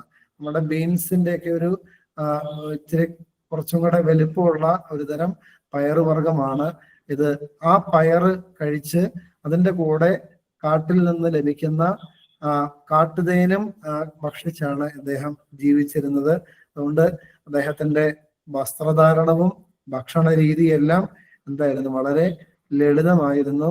ഒരു സന്യാസിക്ക് ചേർന്ന ജീവിത രീതിയിലൂടെ തന്നെയാണ് അദ്ദേഹം കടന്നുപോയിക്കൊണ്ടിരുന്നത് എന്നുള്ള കാര്യം നമുക്ക് മനസ്സിലാക്കുവാനായിട്ട് സാധിക്കുന്നുണ്ട്. പിന്നീട് അദ്ദേഹം യോർദാന്റെ കരയിലൊക്കെ വന്ന് നാട്ടുകാരോട് സുവിശേഷം പ്രഘോഷിച്ചു കഴിയുമ്പോൾ പിന്നീട് എങ്ങനെയാണ് 6 മുതലുള്ള വാക്യങ്ങൾ, തങ്ങളുടെ പാപങ്ങൾ ഏറ്റുപറഞ്ഞുകൊണ്ട് യോർദാൻ നദിയിൽ അവനാൽ സ്നാനം ഏറ്റു. അതായത് ജനം ഈ മനുഷ്യന്റെ വാക്കുകൾ കേട്ടപ്പോ തന്നെ ഇവർക്കെല്ലാം വലിയ കുത്തുകൊള്ളുകയാണ് ഹൃദയത്തിൽ. ലൂക്കോസിന്റെ സുവിശേഷത്തിൽ ചെന്നു കഴിഞ്ഞാൽ അറിയാം, മനസ്സിൽ കുത്തുകൊണ്ട് അവർ ചോദിക്കുകയാണ്, ഞങ്ങൾ എന്ത് ചെയ്യണം? അപ്പൊ അതിനാണ് നിങ്ങൾ 2 ഉടുപ്പുള്ളവർ 1 ഇല്ലാത്തവന് കൊടുക്കട്ടെ എന്നൊക്കെ പറഞ്ഞ്, അതുപോലെ തന്നെ ഭക്ഷണ സാധനങ്ങൾ കൊടുക്കട്ടെ എന്നൊക്കെ പറഞ്ഞ് പരീശന്മാരോടും സാധുക്കളോടും ഒക്കെ സംസാരിക്കുന്ന യോഹന്നാൻ സ്നാപകനെ അവിടെ നമുക്ക് കണ്ടെത്താൻ സാധിക്കും. ഇവിടെ സ്നാനമേക്കാനായിട്ട് വരുമ്പോ യോർദാന്റെ അരികിൽ പരീശന്മാരിലും സാധുക്യരിലും പലർ വരുന്നത് കണ്ടാറെ അവൻ അവരോട് പറഞ്ഞത്, സർപ്പസന്തതികളെ, വരുവാനുള്ള കോപത്തെ ഒഴിഞ്ഞ് ഓടിപ്പോകുവാൻ നിങ്ങൾക്ക് ഉപദേശിച്ച് തന്നത് ആര്? പ്രിയപ്പെട്ടവരെ, ഈ മാനസാന്തരം ഇല്ലാത്ത ജീവിതത്തിലൂടെ മുന്നോട്ട് പോയി കഴിഞ്ഞാൽ എന്താ സംഭവിക്കാൻ പോകുന്നത്? ഇങ്ങനെ പറയുകയാണ്, വരുവാനുള്ള കോപത്തെ ഒഴിഞ്ഞ് ഓടിപ്പോകുവാൻ ആരാണ് നിങ്ങൾക്ക് ഉപദേശം തന്നത്? അപ്പൊ ഇങ്ങനെ മുന്നോട്ട് പോയായിരുന്നെങ്കിൽ എന്ത് സംഭവിച്ചേനെ? വലിയ തകർച്ചയും ദൈവകോപവും നേരിടേണ്ട സാഹചര്യം ഉണ്ടായേനെ. അതുകൊണ്ടാണ് യോഹന്നാൻ ഇങ്ങനെ പറയുന്നത്, സർപ്പസന്തതികളെ, വരുവാനുള്ള കോപത്തെ ഒഴിഞ്ഞ് ആരാണ് നിങ്ങൾക്ക് നിർദ്ദേശം തന്നതെന്ന് പറഞ്ഞ് അവരോട് സംസാരിക്കുന്നുണ്ട്. അവരെ അഭിസംബോധന ചെയ്ത് എങ്ങനെയാണ്? സർപ്പസന്തതികളെ. സർപ്പസന്തതി എന്ന് പറഞ്ഞാൽ പാമ്പിന്റെ മക്കളെ. അതായത് POC ബൈബിളിൽ എങ്ങനെയാണ്? അണലി സന്തതിയെ എന്നാണ് പറയുന്നത്. കാരണം അണലിയാണ് ഏറ്റവും വലിയ കൊടിയ വിഷം ഉള്ളിലുള്ള പാമ്പ്. അണലി കടിച്ചാൽ ഉടനെ അല്ലെങ്കിൽ അപ്പം തന്നെ മരണം എന്നൊക്കെ നമുക്കറിയാവുന്ന കാര്യമാണല്ലോ. അതുകൊണ്ട് യോഹന്നാൻ സ്നാപകൻ ഈ പരീശന്മാരെയും സാധുക്യരെയൊക്കെ വിളിക്കുന്നത് എന്താണ്? സർപ്പസന്തതികളെ. ഈ സർപ്പം ആരാണ്? സർപ്പം സാത്താനാണ്. നമുക്കറിയാലോ, ഉൽപ്പത്തി പുസ്തകത്തിന്റെ ആദ്യ താളുകളിൽ ഈ സർപ്പം ഇങ്ങനെ ഇഴഞ്ഞ് ആരുടെ അടുത്ത് വരുന്നുണ്ട്? ആദമന്റെയും ഹവ്വയുടെയും അടുക്കൽ വരുന്നുണ്ട്. ഈ സർപ്പത്തിന്റെ പ്രലോഭനങ്ങൾക്ക് കീഴടങ്ങി ഈ സർപ്പം പറയുന്നതനുസരിച്ച് ജീവിക്കുന്നവരെ യോഹന്നാനിലൂടെ ദൈവത്തിന്റെ ആത്മാവ് വിളിച്ചു സർപ്പ സന്തതികളെ, അല്ലെങ്കിൽ ഉള്ളിൽ വിഷം ഉള്ളവരെ. അതുകൊണ്ട് ഈ വിഷമെല്ലാം പുറത്ത് കളഞ്ഞ് മാനസാന്തരപ്പെട്ട് നന്നായിട്ട് ജീവിക്കണം എന്നുള്ള ഒരു ആഹ്വാനം കൂടെയാണ് അതിലൂടെ ലഭിക്കുന്നത്. പിന്നീട് അവരോട് അദ്ദേഹം പിന്നെയും കയർത്ത് പറയുകയാണ്, അബ്രഹാം ഞങ്ങൾക്ക് പിതാവായിട്ടുണ്ട് എന്ന് ഉള്ളം കൊണ്ട് പറയുവാൻ തുനിയരുത്. അതായത് നമ്മളാണെങ്കിലും ഈ എന്തെങ്കിലുമൊക്കെ നേട്ടങ്ങൾ ഉണ്ടെങ്കിൽ ആ നേട്ടങ്ങളിലൊന്നും പ്രശംസിച്ച് ജീവിതത്തെ മുന്നോട്ട് കൊണ്ടുപോകരുത്. പ്രത്യേകിച്ച് നമ്മളൊക്കെ സുറിയാനി ക്രിസ്ത്യാനികളായതുകൊണ്ടും അതുപോലെ തന്നെ മാർത്തോമാ ശ്ലീഹായുടെ പാരമ്പര്യം ഉള്ളത് കൊണ്ടും പലപ്പോഴും ഞാനൊക്കെ പല കുടുംബയോഗങ്ങളിലൊക്കെ അവസാനം അതിന്റെ പാരമ്പര്യത്തിൽ അല്ലെങ്കിൽ ഇതിന്റെ നമ്മൾ ആദ്യം വായിച്ചായിരുന്നല്ലോ യേശുവിന്റെ വംശാവലി. നമ്മുടെ വംശാവലിക്ക് എഴുതി കഴിഞ്ഞാൽ അതിന്റെ ഏറ്റവും അവസാനം തോമാസ് ലീഹ നേരിട്ട് വന്ന് മാമോദീസ മുഖ്യവരാണെന്നുള്ള ആ ഒരു അവസ്ഥയിൽ എത്തിക്കുന്ന അനേക കുടുംബ ചരിത്രങ്ങൾ നമുക്ക് കണ്ടെത്താനായിട്ട് സാധിക്കും. അതിലൊന്നും അഭിമാനം കൊണ്ട്, അതിലൊന്നും നമ്മൾ വലിയ കൂടുതലായിട്ട് പ്രശംസിച്ച് നമ്മുടെ പാപങ്ങൾ മറച്ച് മുന്നോട്ട് പോകരുതെന്ന് ഉള്ള ഒരു ആഹ്വാനം കൂടെയാണ് ഇതിലൂടെ നമുക്ക് ലഭിക്കുന്നത്. അതിനുശേഷം പറയുന്നത്, ഇപ്പോൾ തന്നെ വൃക്ഷങ്ങളുടെ ചുവടിന് കോടാലി വെച്ചിരിക്കുന്നു, നല്ല ഫലം കായ്ക്കാത്ത വൃക്ഷമെല്ലാം വെട്ടി തീയിൽ ഇട്ട് കളയുന്നു. വൃക്ഷത്തിന്റെ ശിഖരമല്ല വെട്ടുന്നത്, വൃക്ഷത്തിന്റെ ഏതെങ്കിലും അതിന്റെ തായ്തണ്ടല്ല വെട്ടുന്നത്, പിന്നെ എവിടെയാണ് വെട്ടുന്നത്? അതിന്റെ വേരിൽ തന്നെയാണ് വെട്ടുന്നത്. അതുകൊണ്ട് പ്രിയപ്പെട്ടവരെ, പിന്നീട് അതുണ്ടോ? അതില്ല. അതുകൊണ്ട് മാനസാന്തരപ്പെട്ടില്ലെങ്കിൽ സമ്പൂർണമായ ഒരു നാശം ഉണ്ടാകുമെന്ന് ദൈവത്തിന്റെ വചനം ശക്തമായിട്ട് ഈ വിശുദ്ധ മത്തായിയുടെ സുവിശേഷം 3-ാം അധ്യായത്തിലൂടെ നമുക്ക് വെളിപ്പെടുത്തുകയാണ്. അതുകൊണ്ട് പാപം ഉപേക്ഷിക്കുകയല്ലാതെ, മാനസാന്തരപ്പെടുകയല്ലാതെ മറ്റൊരു മാർഗം നമുക്ക് മുമ്പാകെ ഇല്ല എന്നുള്ള കാര്യം ശ്രദ്ധിക്കുക. മാനസാന്തരപ്പെട്ടില്ലെങ്കിൽ തീർച്ചയായിട്ടും ആ മരം അത് വെട്ടി ദൂരെ എറിയുമെന്നും വചനത്തിൽ വെളിപ്പെടുത്തുകയാണ്. പിന്നീട് 11-ാമത്തെ വാക്യം ഒന്ന് വായിച്ചേ. 11. ഞാൻ നിങ്ങളെ മാനസാന്തരത്തിനായി വെള്ളത്തിൽ സ്നാനം ഏൽപ്പിക്കുന്നതേയുള്ളൂ. എന്റെ പിന്നാലെ വരുന്നവനോ എന്നേക്കാൾ ബലവാനാകുന്നു. അവന്റെ ചെരിപ്പ് ചുമപ്പാൻ ഞാൻ മതിയായവനല്ല. അവൻ നിങ്ങളെ പരിശുദ്ധാത്മാവിലും തീയിലും സ്നാനം ഏൽപ്പിക്കും. അതെ, അതായത് യോഹന്നാൻ സ്നാപകൻ പറയുകയാണ്, ഞാൻ നിങ്ങളെ മാനസാന്തരത്തിനായി വെള്ളത്തിൽ സ്നാനം ഏൽപ്പിക്കുന്നതേ ഉള്ളൂ. അതായത് യോഹന്നാൻ സ്നാപകൻ നൽകിയ സ്നാനം മാനസാന്തര സ്നാനമാണ്. അത് നമ്മൾ സ്വീകരിക്കുന്ന മാമോദീസയല്ല. അതുകൊണ്ട് നമ്മൾ ശ്രദ്ധിക്കണം, നമ്മുടെ മാമോദീസായും യോഹന്നാൻ സ്നാപകൻ കൊടുത്ത സ്നാനവും ഒന്നല്ല. യോഹന്നാൻ സ്നാപകൻ കൊടുക്കുന്ന സ്നാനം മാനസാന്തര സ്നാനമാണ്. അത് യഹൂദന്മാരുടെ ഇടയിൽ നിലനിന്നിരുന്ന ഒരു സമ്പ്രദായമാണ്, ഒരു ശുശ്രൂഷയാണ്. അതായത് യഹൂദ മര്യാദ പ്രകാരം ജീവിക്കാതെ പുറത്തു പോയി അവർക്ക് തോന്നിയതുപോലെ ജീവിച്ച ആ വ്യക്തികൾ പിന്നീട് മാനസാന്തരപ്പെട്ട് മടങ്ങി വരുമ്പോൾ അവരെ സ്വീകരിക്കാൻ വേണ്ടി ഒരു സ്നാനം ഉണ്ടായിരുന്നു. ആ സ്നാനമാണ് മാനസാന്തര സ്നാനം. ആ സ്നാനമല്ല നമ്മൾ സ്വീകരിക്കുന്ന മാമോദീസ എന്നുള്ള കാര്യം പ്രത്യേകം ശ്രദ്ധിക്കണമേ. പിന്നീട് നമ്മൾ സ്വീകരിക്കുന്ന മാമോദീസയുടെ പ്രത്യേകതയാണ് അതിന്റെ താഴെ ആര് പറയുന്നത്, എന്റെ പിന്നാലെ വരുന്നവനോ എന്നേക്കാൾ ബലവാൻ ആകുന്നു, അവന്റെ ചെരിപ്പ് ചുമപ്പാൻ ഞാൻ മതിയായവനല്ല. അവൻ നിങ്ങളെ പരിശുദ്ധാത്മാവിലും തീയിലും സ്നാനം ഏൽപ്പിക്കും. ഈ പരിശുദ്ധാത്മാവിലുള്ള തീയിലുള്ള സ്നാനമാണ് നമ്മൾ സ്വീകരിക്കുന്ന വിശുദ്ധ മാമോദീസ കൂദാശ. അതുകൊണ്ടാണ് മാമോദീസ ഏറ്റ വിശ്വാസികളുടെ സമൂഹത്തെ നോക്കി, കൊരിന്ത്യ സഭയെ നോക്കി, എനിക്ക് തോന്നുന്നു 1 കൊരിന്ത്യർ 13-ാം അധ്യായത്തിലാന്ന് തോന്നുന്നു, അവിടെ ഇങ്ങനെ പറയുന്നുണ്ട്, 3-ാം അധ്യായം 6-ാമത്തെ വാക്യമാണ് എനിക്ക് തോന്നുന്നത്. അവിടെ ഇങ്ങനെയാണ് പറയുന്നത്, നിങ്ങൾ ദൈവത്തിന്റെ ആലയമാണെന്നും ദൈവത്തിന്റെ ആത്മാവ് നിങ്ങളിൽ വസിക്കുന്നുവെന്ന് നിങ്ങൾ അറിയുന്നില്ലയോ? നമ്മൾ മനസ്സിലാക്കണം, നമ്മൾ ദൈവത്തിന്റെ ആലയമായി മാമോദീസായിലൂടെ പണിയപ്പെട്ടു. പിന്നീട് പറയുകയാണ്, ദൈവത്തിന്റെ ആത്മാവ് നിങ്ങൾ വസിക്കുന്നുവെന്ന് നിങ്ങൾ തിരിച്ചറിയുന്നില്ലയോ? ദൈവത്തിന്റെ ആത്മാവ് നമ്മളിൽ ഉണ്ട്. പിന്നെ എന്തിനാ ഒരു കാത്തിരിപ്പിന്റെ കാലങ്ങൾ? ആത്മാവുണ്ടെങ്കിൽ പിന്നെ എന്തിനാ നമ്മൾ കാത്തിരിക്കുന്നത്? പ്രിയപ്പെട്ടവരെ, ആത്മാവുണ്ട് എങ്കിലും ഈ ആത്മാവ് വേണ്ട വിധത്തിൽ ശക്തിപ്പെട്ടില്ല. നമ്മുടെ വളർച്ചയുടെ കാലഘട്ടത്തിൽ മാമോദീസായ്ക്ക് ശേഷം നമ്മൾ വളർന്നു വന്നപ്പോൾ നമ്മുടെ ശരീരം വളർന്നു, മനസ്സ് വികാസം പ്രാപിച്ചു. പക്ഷെ ഉള്ളിൽ ഉള്ള ദൈവത്തിന്റെ ആത്മാവ് വളർന്നില്ല. ദൈവത്തിന്റെ ആത്മാവ് വളരണമെങ്കിൽ ആത്മാവിന് കൊടുക്കേണ്ടതായ ഭക്ഷണങ്ങൾ കൊടുക്കണമായിരുന്നു.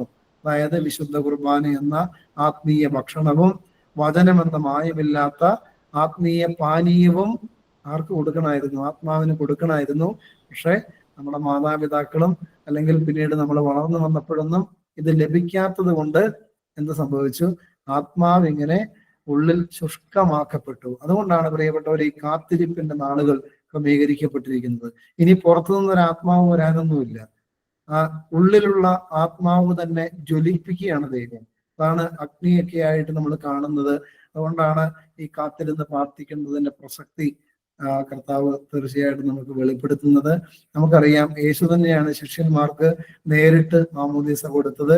പിന്നീട് ഇതേ യേശു സ്വർഗാരോഹണം ചെയ്തു പോകുന്നതിന് മുമ്പ് ശിഷ്യന്മാരുടെ മേൽ ഊതിയിട്ട് അവരോട് പറയുന്നുണ്ട്, പരിശുദ്ധാത്മാവിനെ സ്വീകരിക്കുകയും.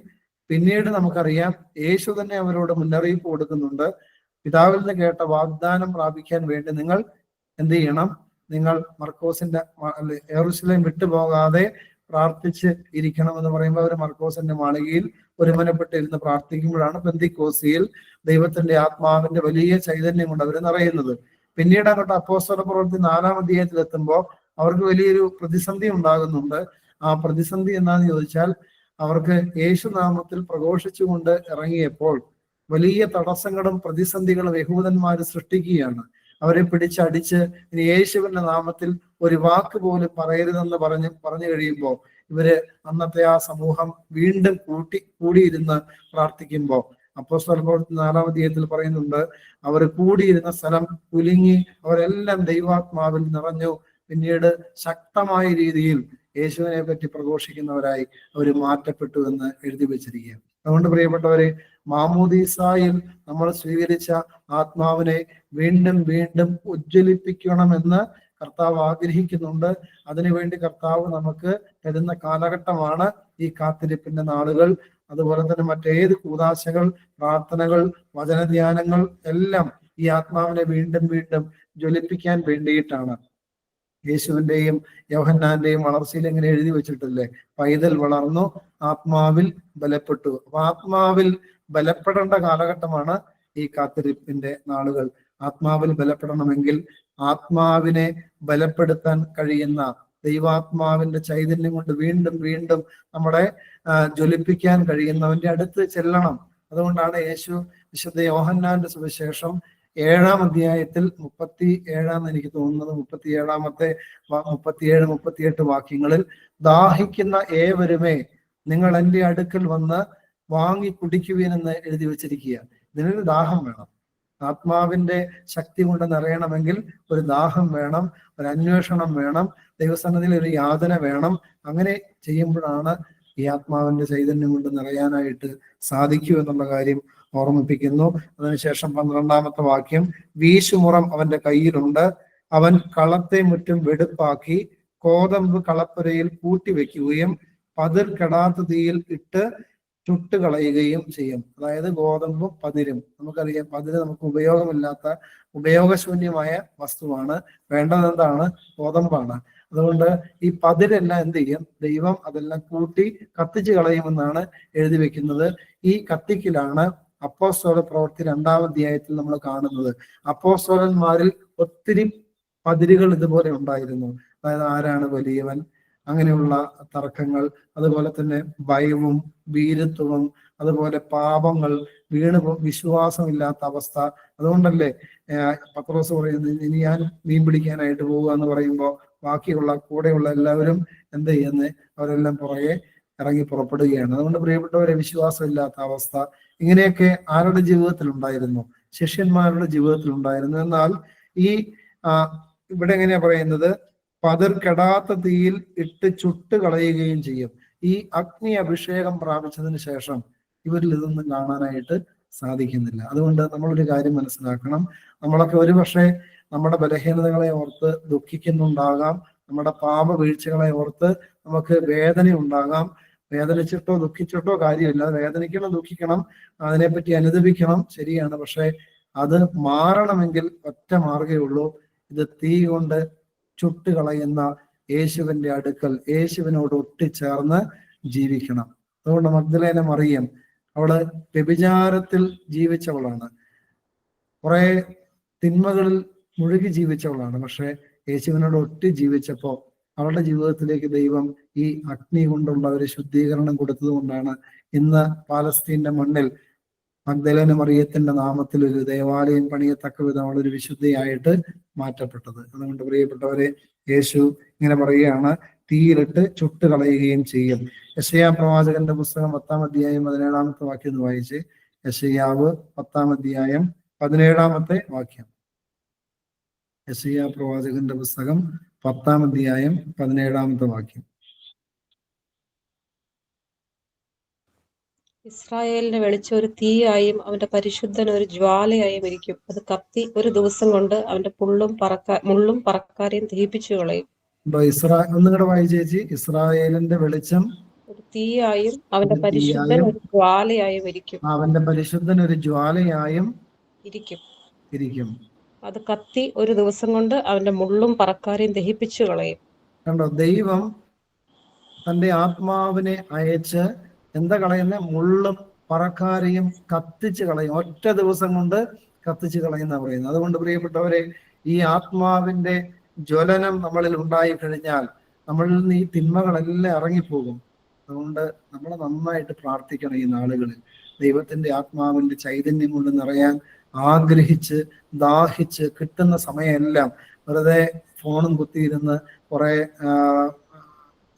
വീഡിയോസും കണ്ട് അങ്ങനെ ഇരുന്ന് സമയം കളയാതെ നമ്മൾ സമയം കിട്ടുന്ന സമയത്ത് പ്രാർത്ഥിക്കാനും വചനം വായിക്കാനും ആത്മാവിന്റെ ചൈതന്യം കൊണ്ട് ജ്വലിക്കപ്പെടാനൊക്കെ ആഗ്രഹിച്ച് ദൈവത്തോട് ചോദിച്ചുകൊണ്ട് ഇരിക്കുവാനായിട്ട് പ്രത്യേകം ശ്രദ്ധിക്കണമേ. പിന്നീട് യേശു തമ്പുരാന്റെ സ്നാനത്തെ പറ്റിയാണ് എഴുതി വെക്കുന്നത്. അനന്തരം യേശു യോഹന്നാനാൽ സ്നാനമേൽക്കുവാൻ ഗലീലായിൽ നിന്ന് യോർദാൻ വരെ അവന്റെ അടുക്കൽ വന്നു. അങ്ങനെ വന്നു കഴിയുമ്പോൾ യേശു തമ്പുരാൻ അടുത്ത് വരുമ്പോൾ യോഹന്നാൻ വിലക്കുകയാണ്. യോഹന്നാൻ വിലക്കിയിട്ട് പറയുകയാണ്, നിന്നാൽ സ്നാനമേൽക്കേണ്ടവനാണ് ഞാൻ, പിന്നെ നീ എന്താണ് എൻ്റെ അടുക്കൽ സ്നാനമേൽക്കാനായിട്ട് വരുന്നത്? പ്രിയപ്പെട്ടവർ, എന്തുകൊണ്ടാണ് യേശുവിന് ഒരിക്കലും ഈ മാനസാന്തര സ്നാനം സ്വീകരിക്കേണ്ട ആവശ്യം ഇല്ല? കാരണം യേശു ദൈവപുത്രനായിരുന്നു. അത് മാത്രമല്ല, യേശുവിൽ പാപത്തിന്റെ ഒരു കണിക പോലും ഇല്ലാത്ത ആളാണ്. പിന്നെ യേശുവിന് ഇത് സ്വീകരിക്കേണ്ട കാര്യം ഉണ്ടായിരുന്നില്ല. പക്ഷേ യേശു അതേ സമയത്ത് എല്ലാ പാപികളുടെയും പ്രതിനിധിയായി ലോകത്തിലേക്ക് വന്ന വ്യക്തിയാണ്. അതുകൊണ്ടാണ് യോഹന്നാൻ ആദ്യമായിട്ട് യേശുവിനെ കാണുമ്പോൾ ഇങ്ങനെ പറയുന്നത്, ഇതാ ലോകത്തിന്റെ പാപത്തെ വഹിക്കുന്ന ദൈവത്തിന്റെ കുഞ്ഞാട്. അപ്പോ ലോകത്തിന്റെ മുഴുവൻ പാപം തന്റെ ചുമലിൽ ഏറ്റിയിട്ടാണ് യോഹന്നാൻ സ്നാപകന്റെ മുമ്പിലേക്ക് ആര് വരുന്നത്? എല്ലാവരുടെയും പാപം ഏറ്റുവാങ്ങി പാപിയായിട്ടാണ്. അങ്ങനെ ചിന്തിക്കരുത്. പാപി എന്ന് പറഞ്ഞാൽ യേശുവിൽ പാപമില്ല, പക്ഷെ പാപം എല്ലാം ചുമന്നുകൊണ്ട് പാപഭാരവുമായിട്ടാണ്, പാപികളുടെ പ്രതിനിധിയായിട്ടാണ് യേശു യോഹന്നാൻ സ്നാപകന്റെ മുമ്പിലേക്ക് വരുന്നത്. അതുകൊണ്ടാണ് മാനസാന്തര സ്നാനം യേശു സ്വീകരിക്കുന്നത്. മാനസാന്തര സ്നാനം സ്വീകരിക്കാത്തവർക്ക് വേണ്ടി യേശു മാനസാന്തര സ്നാനം സ്വീകരിക്കുകയാണ്. ഇങ്ങനെ സ്നാനം സ്വീകരിച്ച ഉടനെ എന്ത് സംഭവിക്കുന്നത്? 16 മുതലുള്ള വാക്യങ്ങൾ വായിക്കാമോ? യേശു സ്നാനമേറ്റ ഉടനെ വെള്ളത്തിൽ നിന്ന് കയറി. അപ്പോൾ സ്വർഗം തുറന്നു. ദൈവാത്മാവ് പ്രാവെന്ന പോലെ ഇറങ്ങി തന്റെ മേൽ വരുന്നത് അവൻ കണ്ടു. ഇവൻ എന്റെ പ്രിയപുത്രൻ, ഇവനിൽ ഞാൻ പ്രസാദിച്ചിരിക്കുന്നുവെന്ന് സ്വർഗത്തിൽ നിന്നൊരു ശബ്ദവും ഉണ്ടായി. പ്രിയപ്പെട്ടവരെ, വിശുദ്ധ തൃത്വത്തിന്റെ വെളിപ്പെടല് ഇവിടെ ഉണ്ടാവുകയാണ്. അതായത് യേശു ദൈവപുത്രനാണ്. യേശു മാമോദീസ സ്വീകരിച്ച് എഴുന്നേൽക്കുമ്പോൾ സ്വർഗം തുറക്കപ്പെട്ടു. ദൈവത്തിന്റെ ആത്മാവ് പ്രാവെന്ന രൂപത്തിൽ യേശുവിലേക്ക് പറന്നിറങ്ങി. പിതാവ് സ്വർഗത്തിൽ നിന്ന് ഇങ്ങനെ ഒരു ശബ്ദം പുറപ്പെടുവിക്കുകയാണ്, ഇവൻ എൻ്റെ പ്രിയപുത്രൻ, ഇവനിൽ ഞാൻ പ്രസാദിച്ചിരിക്കുന്നു. പ്രിയപ്പെട്ടവരെ, അപ്പോ തൃത്വത്തിന്റെ വെളിപ്പെടുത്തൽ ഇവിടെ നമുക്ക് കണ്ടെത്താനായിട്ട് സാധിക്കും. നമ്മൾ വിശ്വസിക്കുന്ന ദൈവം പിതാവും പുത്രനും പരിശുദ്ധ റൂഹായുമായ ത്രിയേക ദൈവമാണ്. അതായത് മൂന്നാണോന്ന് ചോദിച്ചാൽ 3 ആളത്വങ്ങളുണ്ട്, പക്ഷെ ഏകനാണ്. നമ്മുടെ ശരീരത്തിലേക്ക് നമ്മളിലേക്ക് നോക്കുമ്പോൾ നമ്മള് ശരീരമുണ്ട്, മനസ്സുണ്ട്, ആത്മാവുണ്ട്, പക്ഷെ നമ്മൾ 3 ആണോ? അല്ല, നമ്മൾ ഒന്നാണ്. അതുകൊണ്ട് ദൈവം ഒന്നാണ്, പക്ഷെ ആ ഒന്നിൽ എന്തുണ്ട്? 3 ആളത്വങ്ങളുണ്ട്. ഇത് പിതാവ്, പുത്രൻ, പരിശുദ്ധാത്മാവാണ്. അതിന്റെ ഒരു വെളിപ്പെടുത്തൽ ഇവിടെ സംഭവിക്കുകയാണ്. ഇതാണ് നമ്മുടെ മാമോദീസായിൽ സംഭവിക്കുന്നത്. അതായത് യേശു മാമോദീസ മാനസാന്തര സ്നാനം സ്വീകരിച്ച് എഴുന്നേറ്റ് വരുമ്പോൾ എന്താണോ യേശുവിൽ സംഭവിക്കുന്നത്, അതാണ് ഈ പുതിയ നിയമസഭയിൽ യേശുവിലൂടെ നൽകപ്പെട്ട സ്നാനം നൽകുമ്പോൾ ഇന്നത്തെ ഒരു വൈദികനിലൂടെയോ അല്ലെങ്കിൽ ഒരു മെത്രാപ്പോലിത്തയിലൂടെയൊക്കെ ഒരു സ്നാനം ഒരു കുഞ്ഞിനോ അല്ലെങ്കിൽ വിശ്വാസം സ്വീകരിച്ചു വരുന്ന ഒരാൾക്കോ നൽകുമ്പോൾ സംഭവിക്കുന്നതാണ്. ആന്തരിക നേത്രങ്ങൾ തുറക്കപ്പെട്ടാൽ ഇത് കാണാനും കേൾക്കാനും സാധിക്കും. അതായത് ദൈവത്തിന്റെ ആത്മാവ്, സ്വർഗം തുറക്കപ്പെട്ട ദൈവത്തിന്റെ ആത്മാവ് ആ പൈതലിന്റെ മേൽ പറന്ന് ഇറങ്ങി ആവസിക്കും. അതോടൊപ്പം ദൈവപിതാവ് പറയും, ഇവൻ എൻ്റെ പ്രിയപുത്രൻ, അല്ലെങ്കിൽ ഇവൻ എൻ്റെ പ്രിയപുത്രി, ഇവർക്ക് ചെവി കൊടുപ്പീൻ, അല്ലെങ്കിൽ ഇവനിൽ അല്ലെങ്കിൽ ഇവളിൽ ഞാൻ പ്രസാദിച്ചിരിക്കുന്നുവെന്ന് പറയുവാനായിട്ട് ഇടയായിത്തീരും. അതുകൊണ്ടാണ് മാമോദീസ സ്വീകരിക്കുന്ന എല്ലാവരും യേശുവിന്റെ മക്കളല്ല, മറിച്ച് സഹോദരങ്ങളാണ്. അതുകൊണ്ട് ഇനി ഞാൻ നിങ്ങളെ ശിഷ്യന്മാരെന്നോ ദാസന്മാരെന്നോ വിളിക്കില്ല, നിങ്ങൾ എൻ്റെ സഹോദരന്മാരാണ് എന്ന് യേശു പഠിപ്പിക്കുന്നത്. അതുമാത്രമല്ല, യേശു പ്രാർത്ഥിക്കാൻ പഠിപ്പിക്കുമ്പോഴും എന്താ പഠിപ്പിക്കുന്നത്? എല്ലാവരും ചേർത്ത് നിർത്തി സ്വർഗസ്ഥനായ ഞങ്ങളുടെ പിതാവേ എന്നാണ് യേശു പ്രാർത്ഥിപ്പിക്കുന്നത്. അതുകൊണ്ട് പ്രിയപ്പെട്ടവരെ, സ്നാനം ഏൽക്കുമ്പോൾ നമ്മളെല്ലാം യേശുവിന്റെ സഹോദരങ്ങളായിട്ട് മാറ്റപ്പെടുകയാണെന്നുള്ള ഒരു ആത്മീയ രഹസ്യം കൂടെ ഈ സന്ധ്യയിൽ ദൈവത്തിന്റെ ആത്മാവ് നമുക്ക് വെളിപ്പെടുത്തുകയാണ് എന്നുള്ള കാര്യം സ്നേഹത്തോടെ ഓർമ്മിപ്പിക്കുന്നു. നമ്മള് വിശുദ്ധ മത്തായിയുടെ സുവിശേഷം 3-ാം അധ്യായം ദൈവകൃപയാൽ പഠിക്കാനായിട്ട് ഒരു പരിശ്രമം നടത്തി. ദൈവം അതിന് നമ്മളെ ഒത്തിരി സഹായിച്ചു. ദൈവത്തോട് നന്ദി അർപ്പിക്കുകയാണ്. അടുത്തതായി നമ്മൾ 34-ാം സങ്കീർത്തനത്തിലേക്ക് പോവുകയാണ്. 34-ാം സങ്കീർത്തനം 1-ാമത്തെ വാക്യം ഇപ്രകാരമാണ്: ഞാൻ യഹോവയെ എല്ലാ കാലത്തും വാഴ്ത്തും, അവന്റെ സ്തുതി എപ്പോഴും എൻ്റെ നാവിന്മേൽ ഇരിക്കും. അതായത് എല്ലാ കാലത്തും എപ്പോഴും. ശ്രദ്ധിക്കണം, പൗലോസ് ശ്ലീഹ തിമോത്തിയോസിന് എഴുതിയ ലേഖനത്തിൽ അങ്ങനെ ഒരു ആഹ്വാനം നമ്മളോട് പറയുന്നുണ്ട്. അതായത് എല്ലായ്പ്പോഴും പ്രാർത്ഥിപ്പീൻ, എല്ലായ്പ്പോഴും സന്തോഷിപ്പീൻ, ഇടപെടാതെ പ്രാർത്ഥിപ്പീൻ എന്നുള്ള ഒരാഹ്വാനം നമുക്ക് തരുന്നുണ്ട്. ഇവിടെ സങ്കീർത്തനക്കാരൻ ഇത് ഏത് സാഹചര്യത്തിലാണെന്ന് ആ ഹെഡിങ് എന്ന് വായിച്ചാൽ നമുക്ക് കണ്ടെത്താൻ സാധിക്കും. ദാവീദ് അബീമേലെക്കിന്റെ മുമ്പിൽ വെച്ച് ബുദ്ധിഭ്രമം നടിക്കുകയും അവിടെ നിന്ന് അവനെ ആട്ടിക്കളയുകയും ചെയ്തിട്ട് അവൻ പോകുമ്പോൾ പാടിയ ഒരു സങ്കീർത്തനം.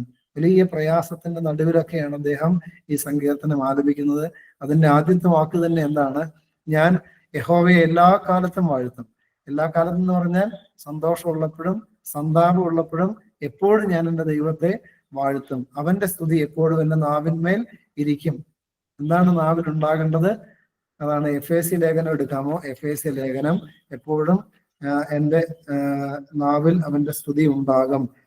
ഒന്നെടുക്കാമോ? എഫേസ്യർ 4-ാം അധ്യായം എടുത്തേ. 4-ാം അധ്യായം 29 എന്ന് വായിച്ചേ.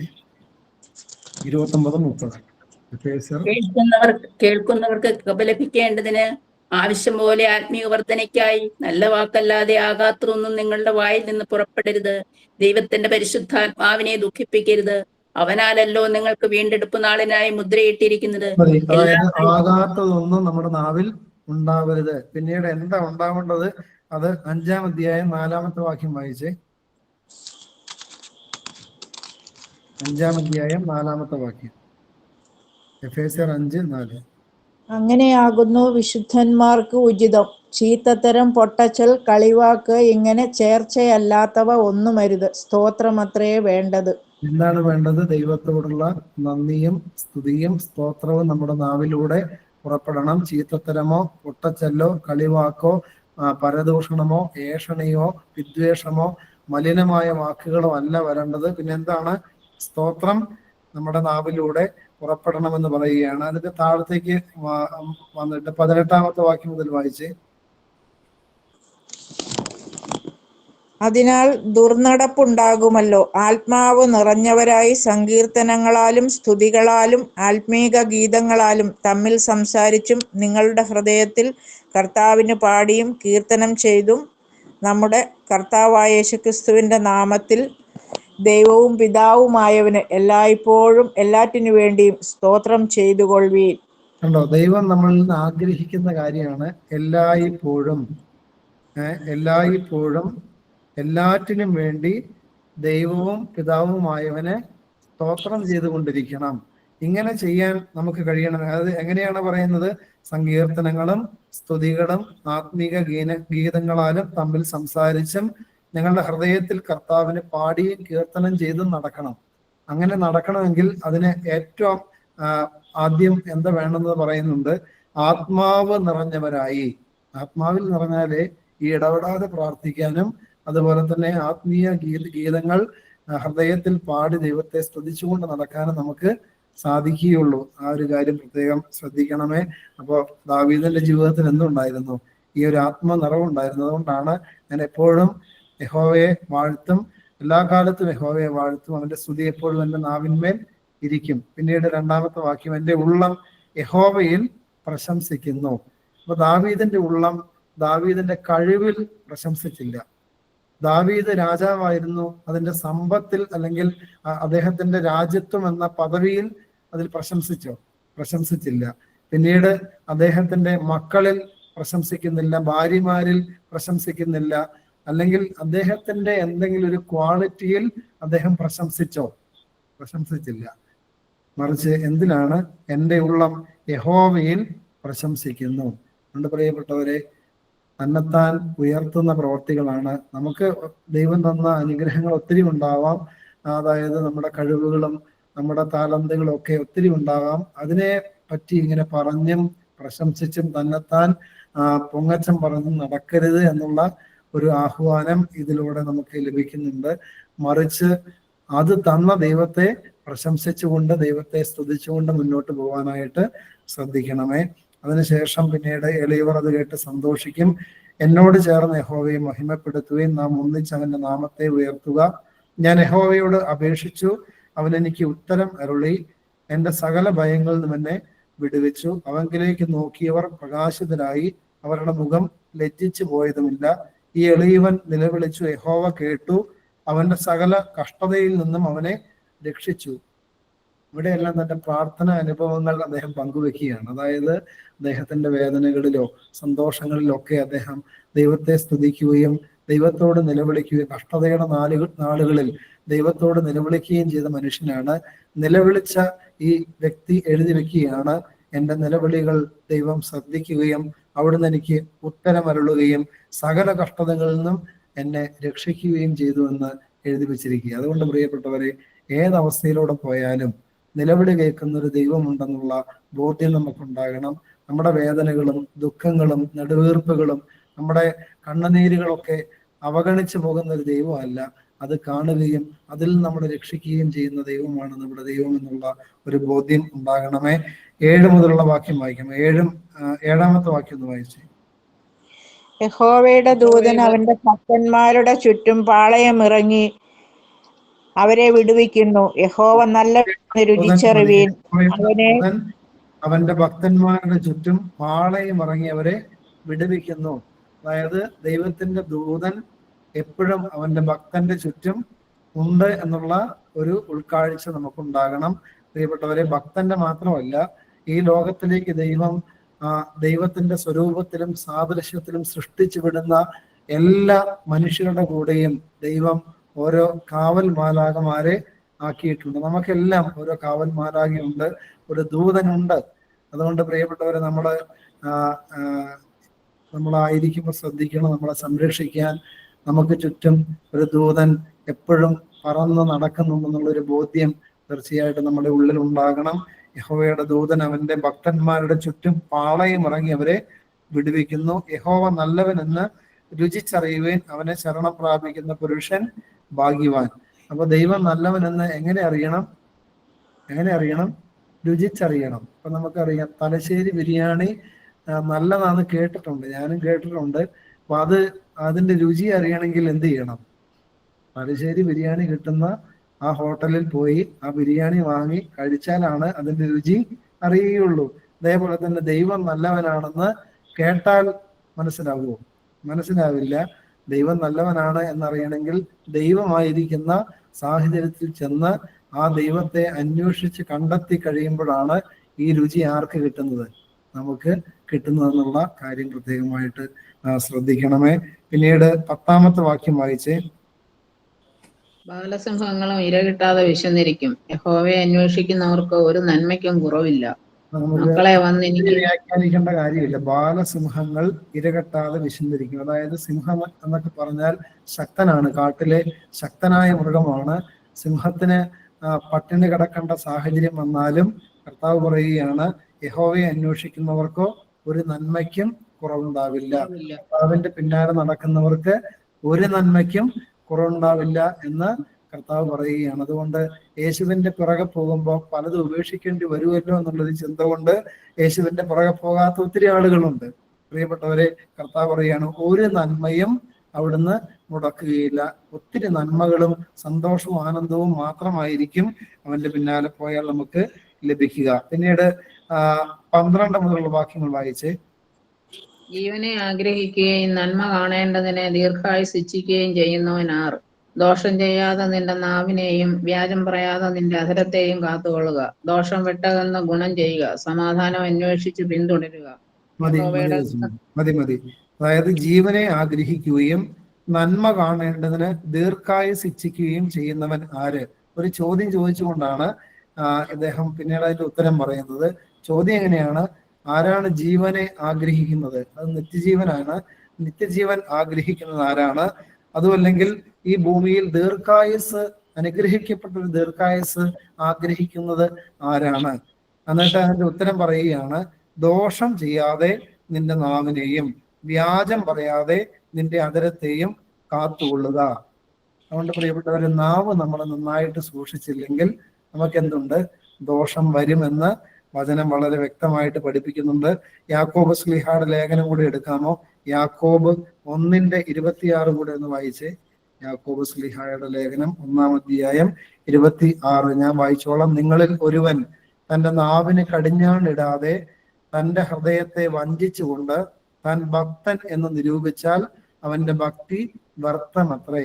നാവിന് കടിഞ്ഞാണിടാതെ, അതായത് ഏഷണെ നിർത്താതെ, പരദൂഷണം നിർത്താതെ, മ്ലേച്ഛത പറയുന്നത് നിർത്താതെ, മലിനത പരത്തുന്നത് നിർത്താതെ നമ്മൾ ഭക്തിയുള്ളവരാണെന്ന് പറഞ്ഞു നടന്നാൽ കർത്താവിന്റെ വചനം പറയുകയാണ്, അവന്റെ ഭക്തി വ്യർത്ഥമത്രേ. അതുകൊണ്ട് യാതൊരു പ്രയോജനമില്ല. അതുകൊണ്ട് നിത്യജീവൻ ആഗ്രഹിക്കുന്നുണ്ടോ? ദോഷമില്ലാത്ത അനുഗ്രഹിക്കപ്പെട്ട ഒരു ദീർഘായുസ് ഈ ലോകത്ത് ആഗ്രഹിക്കുന്നുണ്ടോ? നമ്മൾ ആദ്യം നിയന്ത്രിക്കേണ്ട എന്താണ്? നമ്മുടെ നാവാണ്. അതുകൊണ്ട് പ്രിയപ്പെട്ടവരെ, നാവിനെ പറ്റി യാക്കോബ് ശ്ലീഹായുടെ 3-ാം അധ്യായം നിങ്ങൾ ഇതിന് ശേഷം വായിച്ചാൽ മതി. അപ്പൊ അതിന്റെ തീക്ഷ്ണത കൂടെ നമുക്ക് വ്യക്തമായിട്ട് അവിടെ എഴുതി വെച്ചിട്ടുണ്ട്. നാവിനെ പറ്റി പറയുന്നത് ഒരു നാവ് ഒരു തീയാണെന്നാണ് എഴുതി വെച്ചിരിക്കുന്നത്. ബാക്കി പിന്നെ പറയേണ്ട കാര്യമില്ലല്ലോ. തീ എന്താണ്? നശിപ്പിച്ച് കളയുന്ന ആ വസ്തുവാണെന്നുള്ള കാര്യം കൂടെ മനസ്സിലാക്കണമേ. പിന്നീട് 15-ാമത്തെ വാക്യം ഒന്ന് വായിച്ചേ. യഹോവയുടെ കണ്ണ് നീതിമാന്മാരുടെ മേലും അവന്റെ ചെവി അവരുടെ നിലവിളിക്കും തുറന്നിരിക്കുന്നു. ദുഷ്പ്രവർത്തിക്കാരുടെ യഹോവയുടെ കണ്ണ് നീതിമാന്മാരുടെ മേലും അവന്റെ ചെവി അവരുടെ അവരുടെ തുറന്നിരിക്കുന്നു. നീതി ചെയ്യുന്നവർ, നന്മ ചെയ്യുന്നവർ, വിശുദ്ധിയിൽ ജീവിക്കുന്നവർ, അവരെല്ലാം ദൈവം കാണുന്നുണ്ട്. അവരുടെ നിലവിളി കേൾക്കാൻ വേണ്ടി, അല്ലെങ്കിൽ അവരുടെ പ്രാർത്ഥന കേൾക്കാൻ വേണ്ടി, അവരുടെ സംസാരം കേൾക്കാൻ വേണ്ടി ദൈവം കാതു തുറന്ന് ഇരിക്കുകയാണ്. അതിനുശേഷം പറയുന്നു, ദുഷ്പ്രവർത്തിക്കാരുടെ ഓർമ്മയെ ഭൂമിയിൽ നിന്ന് ഛേദിച്ച് കളയേണ്ടതിന് യഹോവയുടെ മുഖം അവർക്ക് പ്രതികൂലമായിരിക്കുന്നു. അപ്പൊ ദുഷ്ടത ചെയ്ത് ജീവിക്കുമ്പോൾ ദൈവം പ്രതികൂലമാണ് എന്നുള്ള ഒരു കാര്യം കൂടെ ഈ സമയത്ത് ഇവിടെ രേഖപ്പെടുത്തി വെച്ചിരിക്കുകയാണ്. പിന്നീട് പറയുകയാണ്, നീതിമാന്മാർ നിലവിളിച്ചു, യഹോവ കേട്ടു, സകല കഷ്ടതകളിൽ നിന്ന് അവരെ വിടുവിച്ചു. ഹൃദയം നുറങ്ങിയവർക്ക് യഹോവ സമീപസ്ഥൻ, മനസ്സ് തകർന്നവരെ അവൻ രക്ഷിക്കുന്നു. നീതിമാന്റെ അനർത്ഥങ്ങൾ അസംഖ്യമാകുന്നു, അവ എല്ലാറ്റിൽ നിന്നും യഹോവ അവനെ വിടുവിക്കുന്നു. അങ്ങനെ നീതി ചെയ്യുന്നവന് പിന്നീട് തരുന്ന പ്രൊട്ടക്ഷനെ പറ്റിയാണ് പിന്നീട് ബാക്കിയുള്ള ഭാഗങ്ങളെല്ലാം എഴുതി വെക്കുന്നത്. അതുകൊണ്ട് പ്രിയപ്പെട്ടവരെ, നാവ് നിയന്ത്രിക്കാൻ ഈ 34-ാം സങ്കീർത്തനം നമുക്ക് വലിയ ഒരു ആഹ്വാനം തരുന്നുണ്ട്. ഈ നാവിൽ എന്തുണ്ടാകണം? 1-ാമത്തെ വാക്യം, യഹോവയെ എല്ലാ കാലത്തും വാഴ്ത്തും, അവന്റെ സ്തുതി എപ്പോഴും എന്റെ നാവിന്മേൽ ഇരിക്കും. അതുകൊണ്ട് നാവ് കൊണ്ട് ദൈവത്തെ സ്തുതിക്കാനും മഹത്വപ്പെടുത്തുവാനും പ്രത്യേകം ശ്രദ്ധിക്കണമേ. നാവ് നന്നായിട്ട് വിനിയോഗിച്ചില്ലെങ്കിൽ അത് നിത്യജീവിതത്തിലേക്ക് വലിയൊരു വിഘാതമായി, തടസ്സമായി മാറ്റപ്പെടുമെന്നും ഈ വചനഭാഗങ്ങളിലൂടെ കർത്താവ് നമുക്ക് വെളിപ്പെടുത്തി. ദൈവത്തെ നന്ദിയോടുകൂടി ഈ സമയത്ത് നമുക്ക് ഓർക്കാം. പ്രാർത്ഥിച്ച് ഇന്നത്തെ വചന പഠനം നമുക്കിവിടെ അവസാനിപ്പിക്കാം. കാരുണ്യവാനായ ദൈവമേ, അനുഗ്രഹീതമായ ഈ സന്ധ്യായാമത്തിൽ അവിടുത്തെ തിരുവചനം വായിക്കുവാനും ദൈവമേ അതിൻ്റെ ആഴങ്ങളിലേക്ക് അങ്ങയുടെ ആത്മാവ് തരുന്ന വെളിച്ചത്തിലൂടെ ദൈവമേ സഞ്ചരിക്കുവാനും ഇടയാക്കി വലിയ കൃപയ്ക്കായിട്ട് നന്ദിയും സ്തുതിയും അർപ്പിക്കുന്നു. ദൈവമേ, വിശുദ്ധ മത്തായിയുടെ സുവിശേഷം 3-ാം അധ്യായത്തിൽ യോഹന്നാൻ സ്നാപകൻ മരുഭൂമിയിൽ വെച്ച് ദൈവത്തിന്റെ അരുളപ്പാട് ലഭിക്കുന്നതിനെ പറ്റിയും തുടർന്ന് അദ്ദേഹം സ്വർഗരാജ്യം സമീപിച്ചിരിക്കിയാൽ മാനസാന്തരപ്പെടുവരെന്നുള്ള ആഹ്വാനം തന്നതൊക്കെ ഞങ്ങളെ അങ്ങ് ആഴമായിട്ട് പഠിപ്പിച്ചല്ലോ. മരുഭൂമി അനുഭവങ്ങൾ ഉണ്ടാകുമ്പോൾ നിരാശപ്പെടാതെ ഏകാന്തതയിലും ഒറ്റപ്പെടലിലും ദൈവമേ അങ്ങയുടെ ശബ്ദം കേൾക്കാൻ ഇടയാകുമെന്നുള്ള ഒരു തിരിച്ചറിവിൽ ദൈവമേ അതിൽ സഞ്ചരിക്കുമ്പോൾ ഭാരപ്പെടാതിരിക്കാൻ ഞങ്ങളെ സഹായിക്കണമേ. അതോടൊപ്പം തന്നെ മരുഭൂമി സഹനത്തിന്റെ സ്ഥലമാണല്ലോ. സഹനമുണ്ടാകുമ്പോഴും കർത്താവെ, ഇയ്യോബ് പറഞ്ഞതുപോലെ ദൈവത്തെപ്പറ്റി ഞാൻ ഒരു കേൾവി കേട്ടിരുന്നേ ഉള്ളൂ, എന്നാൽ ഇപ്പോൾ എന്റെ കണ്ണാൽ ദൈവത്തെ ഞാൻ കാണുന്നു എന്ന് പറയുന്ന ഒരു അനുഭവത്തിലേക്ക് നയിക്കാൻ ഇടയാക്കുന്നതാണല്ലോ. കർത്താവെ, മാനസാന്തരത്തിന്റെ അനുഭവത്തിലേക്ക് ഞങ്ങളെ അവിടുന്ന് നയിക്കണമേ. സക്കായിയെ പോലെ ജീവിതം ഒരു യൂ ടേൺ എടുക്കുവാൻ, പാപ വഴികളോട് ദൈവമേ സന്ധിബന്ധം പുലർത്താതെ അതിനെ ഉപേക്ഷിച്ച് കർത്താവിന്റെ ഉടമ്പടിയോട് ബന്ധം പുലർത്തി ജീവിതം മുന്നോട്ട് നയിക്കുവാൻ ഞങ്ങളെ ഓരോരുത്തരെയും അവിടുന്ന് സഹായിക്കണമേ. കർത്താവെ, അവിടുത്തെ ആത്മാവിനെ ഈ നാളുകളിൽ ഞങ്ങളുടെ മേൽ അവിടുന്ന് അയച്ചു തരണമേ. കർത്താവെ, അഗ്നിനാവായി കൊടുങ്കാറ്റായി അപ്പോസ്തലന്മാരുടെ മേൽ അങ്ങയച്ച ആത്മചൈതന്യം ഞങ്ങളുടെ മേൽ അവിടുന്ന് പകരണമെന്ന് അങ്ങയുടെ കരുണയോട് ഞങ്ങൾ യാചിക്കുന്നു. ഞങ്ങളുടെ യോഗ്യത കൊണ്ടോ ഞങ്ങളുടെ എന്തെങ്കിലും നേട്ടം കൊണ്ടോ അല്ലെങ്കിൽ ഞങ്ങളുടെ എന്തെങ്കിലും ഗുണങ്ങൾ കൊണ്ടോ അല്ല ദൈവമേ, അങ്ങയുടെ കരുണയാൽ അങ്ങയുടെ ആത്മാവിനെ ഞങ്ങളുടെ മേൽ അവിടുന്ന് അയച്ച് ദൈവമേ, ഞങ്ങളിലുള്ള മുള്ളും പറക്കരയും തുല്യമായ എല്ലാ പാപങ്ങളും എല്ലാ അശുദ്ധിയും നീക്കിക്കളഞ്ഞ് ദൈവമേ, ഇപ്പോൾ ജനിച്ച ശിശുക്കളെ പോലെ നിർമ്മലരായി നിർമ്മല ഹൃദയമുള്ളവരായി ജീവിക്കാൻ, ആത്മനിറവുള്ളവരായി ഈ ലോകത്ത് സാക്ഷ്യമുള്ളവരായി ജീവിക്കാൻ ഞങ്ങളെ സഹായിക്കണമേ. 34-ാം സങ്കീർത്തനത്തിലൂടെ അവിടുന്ന് നൽകിയ മുന്നറിയിപ്പ് മാനിച്ച ദൈവമേ, നാവ് നിയന്ത്രിച്ച് നാവ് അശുദ്ധിക്ക് വിട്ടുകൊടുക്കാതെ അത് വിശുദ്ധിയിൽ കാത്തു സൂക്ഷിച്ച് ദൈവസ്തുതികൾ കൊണ്ടും സങ്കീർത്തനങ്ങൾ കൊണ്ടും ആരാധനാ ഗീതങ്ങൾ കൊണ്ടും അങ്ങയെ മഹത്വപ്പെടുത്തി മുന്നോട്ട് പോകുവാൻ ഞങ്ങളെ ഓരോരുത്തരെയും അവിടുന്ന് സഹായിക്കണമേ. പരിശുദ്ധ അമ്മേ മാതാവേ, അപ്പോസ്തലന്മാരുടെ കൂടെ ഇരുന്ന് അപ്പോസ്തലന്മാർക്കും അമ്മയ്ക്കും ആത്മചൈതന്യം നേടിയെടുത്ത അമ്മേ, ഞങ്ങൾക്ക് വേണ്ടി നാടുകളിൽ അമ്മ പ്രത്യേകം പ്രാർത്ഥിക്കണമേ. പരിശുദ്ധാത്മാവിന്റെ വലിയ ചൈതന്യത്തിലേക്ക് ഞങ്ങളും നിറയപ്പെടാൻ വേണ്ടി അമ്മ പ്രാർത്ഥിക്കണമേ. മോർഗീവർഗീയ സഹതായി സകല പരിശുദ്ധന്മാരും ശുദ്ധിമതികളുമേ ഞങ്ങൾക്ക് വേണ്ടി പ്രാർത്ഥിക്കണമേ. ദൈവമേ, ഞങ്ങളുടെ വാങ്ങിപ്പോയ എല്ലാ പൂർവികരെയും അബ്രഹാമ്യ ഭവനങ്ങൾ പാർപ്പിച്ച് ആശ്വസിപ്പിക്കണമേ. അതായത് പിതാവിന്റെയും പുത്രന്റെയും ജീവനുള്ള പരിശുദ്ധ റൂഹായുടെയും നാമമഹത്വത്തിനായിട്ട് തന്നെ ആമീൻ. ദൈവം എല്ലാവരെയും അനുഗ്രഹിക്കട്ടെ. എല്ലാവർക്കും ഒരു ശുഭരാത്രി നേരുന്നു.